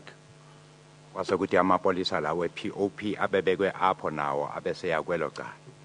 And then the members were outside of the Nyalas. Sebephumile ngelo xesha Some of them, others were still inside the Nyalas. abanye besephakathi. And that they were responding again with stun grenades, CS gas, as well as then rubber rounds. Ngelo xesha bebetha nge-CS gas, betha nange-stun grenades nangembumbulu ezizeraba. They indicated that none of these had any effect on this advancing group. Kodwa ke yonke ezo nzame azange zibe nempumelelo kwaba bantu baloku besiza. That this group was still continuing forward into this unprotected, if I can call it unprotected area, because there was no wire on that side. Besiza kulawo ndawo apho kwakho isikhewu kungekho ucingo olu bezama ukuphuma apho. That as they entered into the space between the Nyalas where the public order policing members were, Bade bafika bangena kwesi sikhewu apho kwakuphume khona amapolisa ePOP. kungekho cingo. A number of these public order policing members then retreated back into the nyalas. Abese betha umva lamapolisa hlehlela umva buyela kwihipo. And that the group continued. They went into that policing area. Baloku beza ke aba beza kule ndawo yamapolisa. And they indicated that members reported that a number of members fired rounds Wase kuthi ke kuba khona amapolisa bese betha ke ngembumbulu. with a combination of 9mm and R5 assault rifles. Babetha ngembuye R5s ne 9mm. And that the members reported that they did so in defense of their own and their colleagues as well as then the media's lives. Athi ke amapolisa enza leyo nto ezama ukuzikhusela wona ngokwawo nokukhusela abanye oxa babo ubomi babo babese ngcebekweni. They also indicated that these reports now came through probably after 6:30, 4 o'clock, after 5:30, 4:30, that then they started reporting that there's a number of people that has been injured. Utheke phaya kwamaxesha o 4:30 kwaba khona ingxelo ezivelayo kokuba kho abantu abonzakele apho. That there's also a number of people that has been killed. Batsho nokokuba kukho abaswelekile inani labantu eliswelekile. They indicated that was in that immediate area around the kraal where most of the people were that were found to be killed. Uthi ke le ndawo apha kwafumana khona ubuninzi babantu babeswelekile kulapha ngasebuhlanti njengoba besitsho. And what were the reports in relation to what we now have termed Sin 2? Ingxelo eyavela ke kwesehlakalo sesibini yathini. Chairperson, was only in the explanations that we received in the feedback through Brigadier Karlitz and Major General Naidu that we started getting an idea in terms of another copy, because the whole time it was this big copy with the adjacent copy, that there's another copy about 350, 400 meters more to the west of the bigger copy. Lonke lixesha ke kwakuthethwa ngesehlakalo sasenzeka kule ntaba lenkulu kuthe emva koko kwavela enye ingxelo evela kuBrigadier Karlitz phaya esixela ukuba kwenzekani kwenye indawo. And that the core of this group that performed the three advances on the police line, Wathi abanye baba bantu ababeba balekela besiza ngapha ngasemapoliseni that they regrouped and moved back, baye bahlangana futhi babuya umva baphinde umva. and that they first positioned themselves behind, if I say behind, on the western side of the smaller copy, which is adjacent to the big copy. Bafika bahlangana babuthana ke emva kwale ntaba leyincinci phaya kuthiwa ikopi yesibini. That Brigadier Karlitz with his Nyala groupings, that they were going on the approaching from the north, basically from the northern side, going around to the more towards the west. Wathi ke uBrigadier Karlitz naba benyala ezibabahamba nazo besiza kanje bevela ngasemntla. And that the TRT line that was supposed to follow up with that remained behind. Ababe TRT eba dinga ukuba bahambe nabo basala umva bona. And Brigadier Karlitz indicated that's why he was inquiring on the radio where's the TRT line that is supposed to move with his public order policing members. Ingxelo eyaveza uBrigadier Karlitz xa ebuza ukuba aphi lamapolisa eTRT abefanele ukuba bahambe naba bakhe. It was explained that that role was then taken over by the National Intervention Unit members. Wasexelela ukuba lo msebenzi usuthethwe ngabe National Intervention Unit. And that the public order policing then with the water cannons then approached this group again to disperse them. Wasekuza aba ke be-water cannons beza kweli qela laliqhobile. This group then moved further to another copy, the third copy, the one that's more to the west. Lasuka eliqela ngoku selibaleka lisiya kwintaba eyesithathu. It was also reported that that more or less just shortly after the veld was set on fire, Kuye kwavela ingxelo ke ethi xeshanyana emva kokuba kutshiswe ingca apho that General Naidu started moving with some of these K9 members. uGeneral Naidu wabesengenela naye esiza naba be-K9 bezinja. And that he responded to where he also heard the shooting. Yakulanda eve kuqhuma khona imipu eva imbumbulu. Which was at the original copy 1. Kwakulapha ke kwintaba le eyokuqala encane eyokuqala. I think he also mentioned that he heard that there was a call for medical assistance.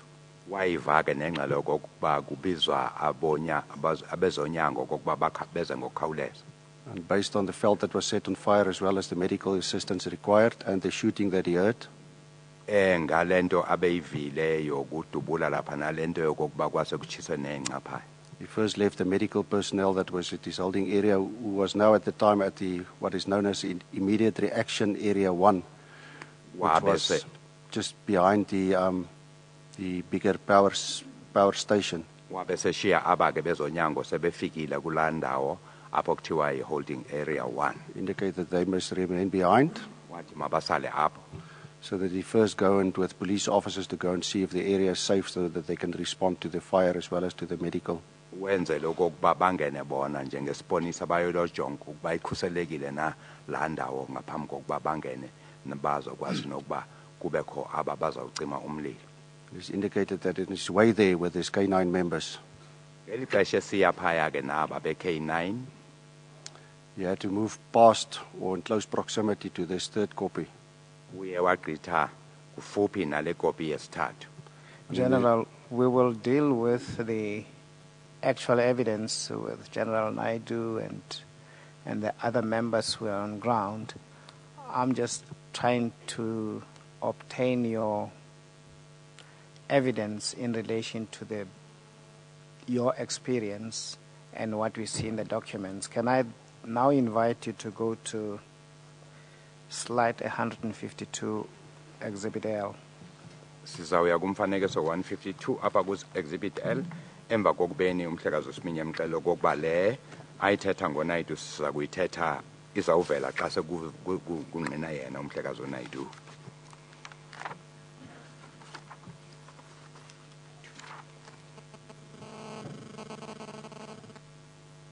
I have slide 152 in front of me. Ngesiphethe apha kum. Would that be the formation that was conceived in the plan? Ilindlela kwakucetshwe ngayo kokuba bazawuma ngolu hlobo. Chairperson, the formation apart from that 6 Nyala again that should move to the other side. Ngaphandle nje kwenyala ezisithandathu. This was the initial formation which was then later changed after 11 o'clock when that Nyala moved. Kwakuyindlela kwakucetshwe ngayo ngaphandle kokuba kube khona oliyaguquko lenziwa ngamaxesha o-11 kanje.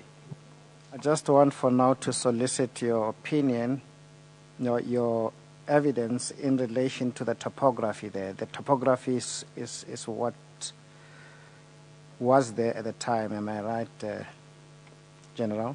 Andithi yayinje ngoba inje ngala imeko ngelo xesha. That is correct, Chairperson. Ewe kunjalo. According to plan, what would have constituted the positive attraction points in relation to that slide? Chairperson, the positive attraction point would be the area to the west, so basically behind that copy away from the policing line. Indawo ebe kuzawuba indawo abazawuqonda kuya apha ngasentshona xa ujonge apho kumi khona amapolisa. In fact, General, my learned colleague says perhaps what would give us a better understanding is slide 116, though it was the day before. Uthi uqawam uthi xa singajonga u1 slide 106 116 uthi xa sijonga ku116 ibonakala bhethe. Are you on that slide? I am, yes, Chairperson. Ewe sikuloo ndawo ngoku. So, in relation to that slide, your positive attraction would be where? Positive attraction would be to the left of the slide. bangapha ngasesandleni sokhohlo In the kwesi area slide. behind where we can see the people are gathering, apha sibona khona abantu behlangene khona but also to the top of the slide, kodwa xa usiya ngaphezulu kulo mfanekiso which will be in a general northern direction. uzawuba indawo ke xa usiya ngasemntla. Were you given information what would have happened to the 3,000 more people that were at the copy at the time of the deployment of the wire? What happened to those people? Kwenzeka ntoni ke ngaba bantu ababengamawaka amathathu babehlangene phaya entabani kwenzeka sehlakala? Chairperson, yes, it was confirmed, and I also saw that on pictures, that the vast majority, probably 90% of the total collective people gathered there, moved away in that specific direction. Ndive ndayibona nakwimfanekiso kokuba ubuninzi baba bantu ekungaba ziipesenti ezingaba ngu-90 bazihambela bona ngokwabo. Sorry, Chair, to interrupt. In what direction is the General talking about, in the north or to the top or to the left? It says the majority went. Ubuzo kokuba baya ngaphi aba bantu xa behlakazeka. Tell us, General. That would have been most of them going to the west, so to the left, but also a percentage, a good percentage. It was filter lines, it was groups of people, they were consistent, smaller groups of people, but also going north and then going back sort of an easterly direction into that, on that corner we can see it looks like I do not know if it's a squatter camp or whatever the case might be, or informal settlement, but also moving from more of a northern coming back area, that there was indications of people. Ubuninzi babantu obasuka phaya uthi babehlakazeka ke behamba bengamaqela ohlukile kodwa ke ubuninzi bashona ngasemntla bebonakala okokuba bafuna ukuya phaya ngasezindaweni zokuhlala uthi indawo ebonakala engangamatyotyombe akhona phaya. Would the police line have prevented people moving in those directions you mentioned? Amapolisa bezakwenza ntoni general abezobanqanda abantu xa besiya kwelo cala? No, Chairperson. Bangeke. Given your experience, what do you make of a version that says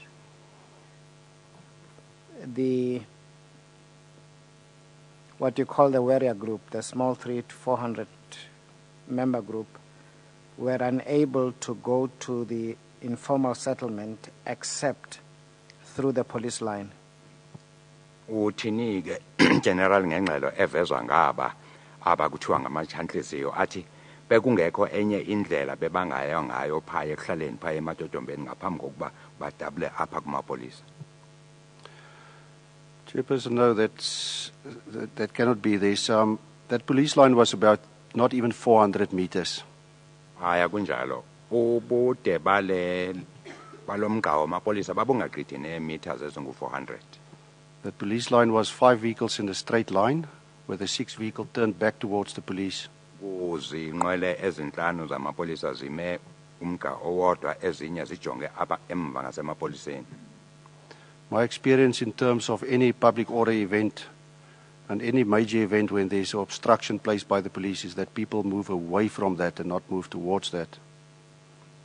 Lwazi endinalo ke xa kukho into enjengalena apho khona ulawulo mhlawumbe kukhona izidubedube abantu abezi kumapolisa baye basibaleke baye apho kungekho khona amapolisa. And the area to the back to the west is probably a couple of kilometers. It can be as far as 4 kilometers before you really go into real built-up neighborhood areas. Uthi xa ujonga umva phaya kukho ikilometers ezingaba 4 zomhlaba nje uvulekileyo ibala nje phambi kokuba ufike apho kukhona umakhiwo. And also the width of that area, if you take it from north to south, is probably more than a kilometer. So it's a vast open area. Nobubanzi nje bale ndawo indawo enkulu ibala nje likhulu elivulekile. With just field and there's some pathways with short grass, and then the few copies, the 3 copies that we can see in the area. Uthi libala nje ngaphandle kwezi zintatshana ezintathu sithetha ngazo indawo nje evulekile nenxa yakhona iphakeme kangako. Chairperson, even if you wanted to go to the eastern side, it just required that you move a couple of meters back toward the west, and then you head north, and then you can enter into that village area. Xa umuntu befuna ukuya kulandawo bekufanele ukuba hlehle umva kancinci uthi kuya ngasemtshona ubese ujika ke uza apha ngasekuhlaleni. General, can I invite you to look at Exhibit EE 14.1?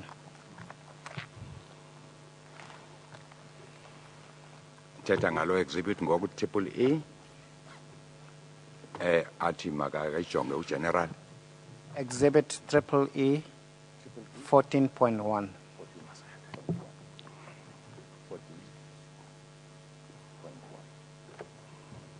Chair, this is the exhibit handed in by the evidence leaders during cross-examination. Exhibit lena esayiphiwa ngabe evidence leader abaza kumnika khona ngoku ugeneral.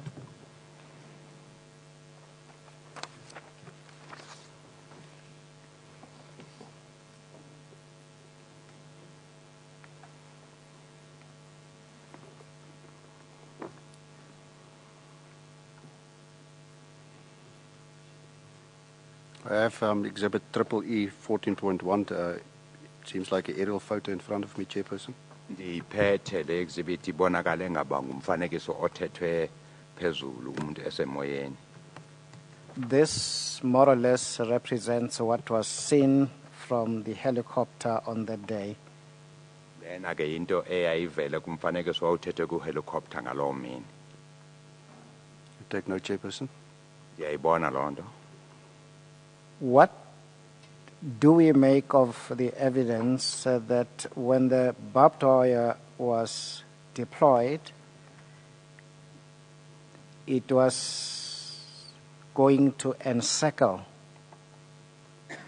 the protesters?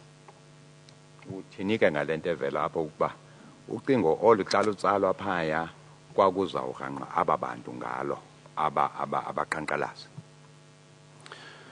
Chairperson, there was 6 vehicles with barbed wire trailers, which are quite sizable trailers with barbed wire on them that was visible, less than 80 meters from this gathering group. Kwakukho inqwela ezisithandathu phaya ezazinetrailer ezizinocingo. Chairperson, there was no other barbed wire standing behind that line. There was no other barbed wire that we had at the forward holding area. There was no other positioning of barbed wire available.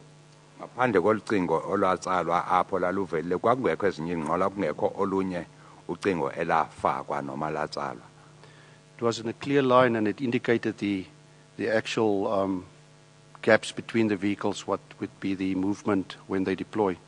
Kumgqa nje owodwa usuka kwenye inqola ubethe kwenye usuke kwenye uye kwenye. And it was also explained as such to the leadership element that 5 representatives of the protesters, when they were told that these barbed wires that you see here, they are for the defense and for creating a specific area, a neutral area for the police. Nenkokheli ezizinhlanu ezeza phaya zanikwa le nkcazelo kokuba kuzawutsalwa olucingo kwenziwe ukhuselo kumapolisa. Chairperson, I can really not understand that if you look at the vastness of that area that you would think that you would be able to go and encircle that.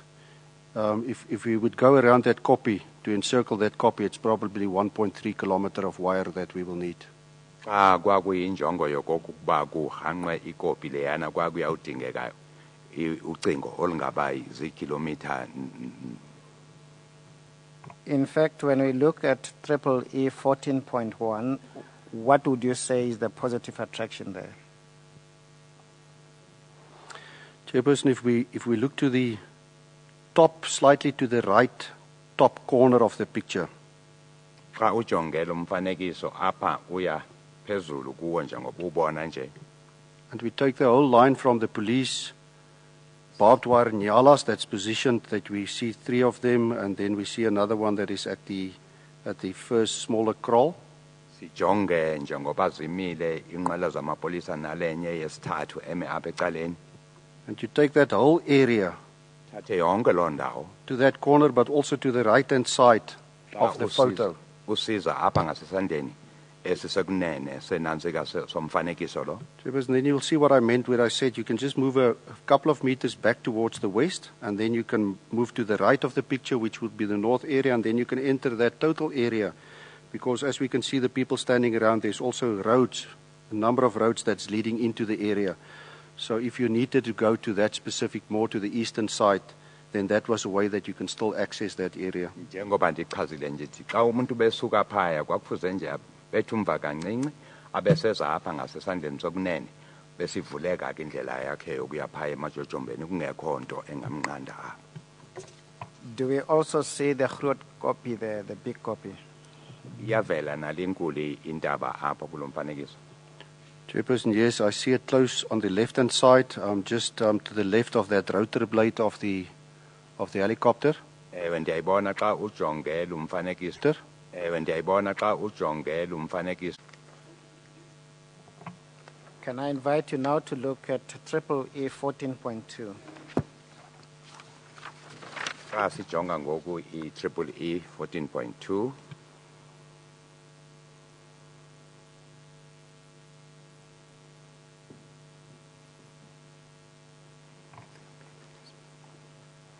With what we now know, that also shows a whole number of people who are seen at the bottom of that frame. Xa ujongela umfanekiso kukho abantu abavelayo abahamba apho kuloo ndlela ndithetha kwayo. That is correct, Chairperson. Grouping of people closer to the informal settlement area, plus then also more to the right of the picture. Ewe nyanisile mhlekazi kukho abantu asebafuphi namatyotyombe phaya abanye baseza phaya. Two is the one that's adjacent to the bigger copy. Indeed. I see them, yeah, from the police line behind that copy. Ewe xa usuka apha kumapolisa emva kwaleyo kopi nje kukho eliqela.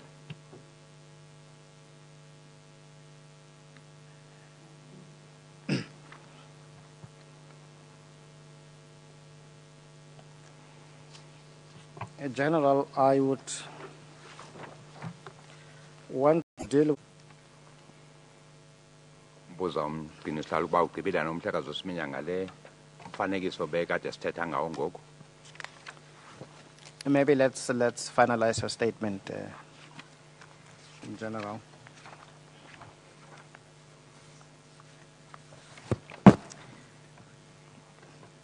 Are you there? I am, yes, Chairperson. Ewe ndiphindile kwistatement ngoku. You are still kubakho abaphendulayo aba emapoliseni bedubula nabo kwaqhankqalaza. And that in the process there were a number of people that were shot and killed. Uthi ke kungelo xesha kuzokwenzakala kusweleke abantu abaliqela. And that there were also people that were injured. Wabakhona ababenzakalayo. And it was also later on confirmed as we received the figures that there were a number of people arrested. As she testified, she received various briefings. Njengoba esisho kokuba waxelelwa ukuba kwenzeke ntoni nantoni kuba izingxelo zivela kubantu abohlukile. Is that correct? Can I answer the question first, and I want to ask you a question before we really. But my question first, because it's for that. You mentioned what Brigadier Carlitz told you, and Lieutenant Colonel Vermaak. Operational Center. Stage that evening, can you give an estimate of the time? Firstly, the conversation you had on your cell phones. I'm more interested in a ballpark kind of figure than a precise one. And then later, the meeting at the Jock, was it, that you met him? Chairperson, I know that the first conversation was whilst it was still light, and time at stage feels as if it stands still. Wow. It could have been 9 o'clock. It was probably later, but Chairperson, I really cannot. The incident was, at what stage did you become aware that there were, it must have been earlier than that there were two scenes, as it were? You know, we talk about scene 1 and scene 2. Presumably you weren't aware of that in the Jock when you were just getting messages over the radio. But obviously at some stage you became aware of the fact that there was One. It could have been. This was before sunset, in other words, while it was still light. Yes, sir. You became aware of what amounts to the division, I suppose, to use a loose word, between the actions at scene 1 and the actions at scene 2. Yeah, initially we thought that there was more than one incident where there was, but it was in this very same. So I had the picture that the people are moving around at this copy area, that there's an incident that took place, that they were moving behind people and. Thanks.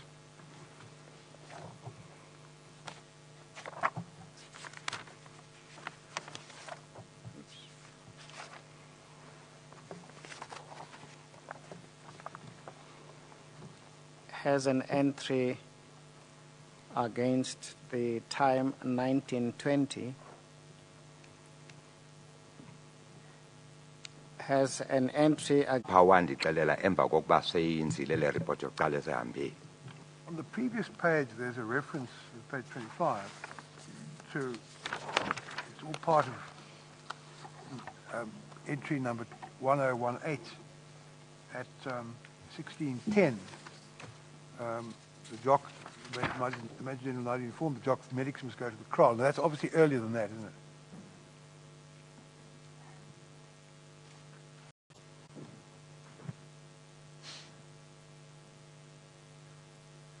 Then I see that there is an entry, 1740. There's a number of entries, but the last one is at the small copy /scene 2. 15 people wounded, 12 dead, and looks like 3 out of 15 are critically injured. So already by 1740, the record clerk is recording Additional ambulances. And that was mostly done by the assistance of the representative we had from Lonman, Mr. Dirk Botes. Phandle nje ukuthi kwase kwendiswe iambulance ezizawunceda abantu apho uncedo saselifumene kuDirk Botes owayesebenza kwiLonman. That was ambulances that needed to be dispatched, that hospitals were placed on standby. Iambulance kwakufuze zithunyelwe phaya kwenzeke lento nokuba izibhedlele zixelele. It was the iPad that was contacted. There were reports of groupings of people. There were reports of the vehicles that were burnt. Kwase kuqamshelana ke ne-iPad kwenza ke kukhona ezizinqele ezitshisiweyo zazivutha ngelo xesha. And generators that we moved, generators that the Lonman mine assisted us with, that was moved to the copy because it was now getting already. Ewe ndiyayiva loo mntu. and that it was decided that a press briefing would take place the following day. Kwase kwenziwa ke isigqibo sokokuba kuzawubakho uthethisano nabapashi bezindaba ngemini elandelayo. Chairperson, yes, briefing. There were initial briefing when the National Commissioner arrived, and then there was a meet, and I remained in the jock. Nake ndahlala phakathi. And then from time to time there would be communication where if we get more information that we have said that. So in terms of the press briefing decision, it was not made in the jock. I assume it was made in at that briefing.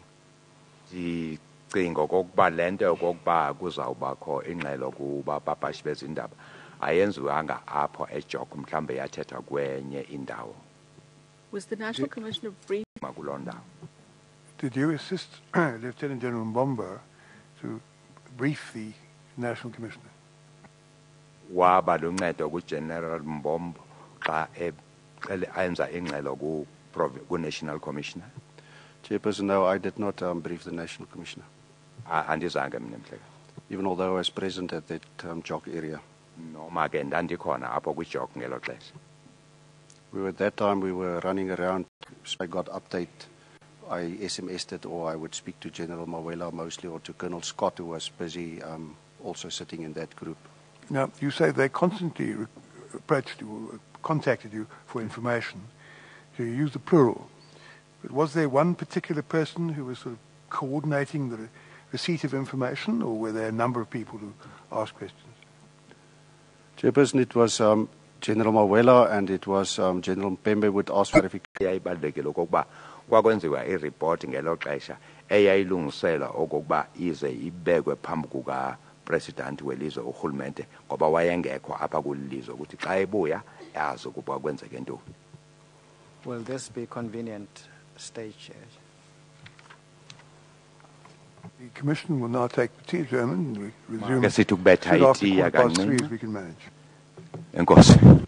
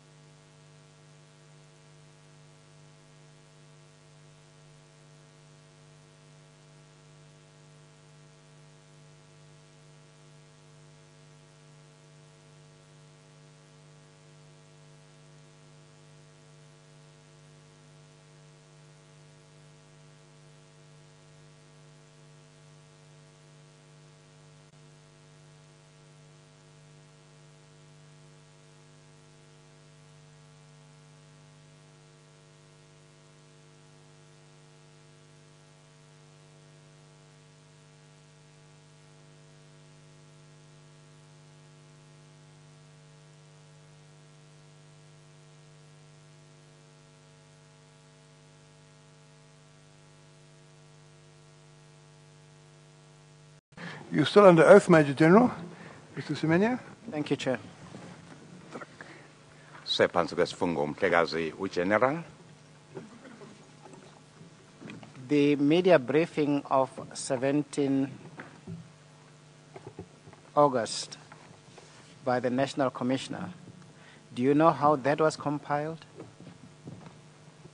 Uza kuba unolwazi na ngale ngxelo eyenziwa uNational Commissioner. Were you privy to the actual the contents of the briefing before it was aired? Kokuba iveze le ngxelo kubapapashi Either the media ubeyazi na briefing or the report to the President? okokuba uyawuthini uNational Commissioner. Chairperson, the President's one, I think I saw a draft before it went out in terms of confirming the number of. What did you understand to explain the police action resulting in the deaths and injuries of those who were affected? Njengo-National Commissioner ke wena waqonda ntoni okokuba yintoni eyenza okokuba ayawuveza le nto ezindabeni ukuba kwenzeke ntoni kwasweleka abantu abangaki? And the question, I know the witness does. It was not, Chairperson. Ndandingekho apho. There was an account given by the commanders in relation to what happened. Nayiva le ngxelo ngekhomanda okokuba yintoni nantoni eyenzeka. That is correct, Chairperson. Ewe. Through that account, what explanation was given to the National Commissioner in relation to the explanation for the various events resulting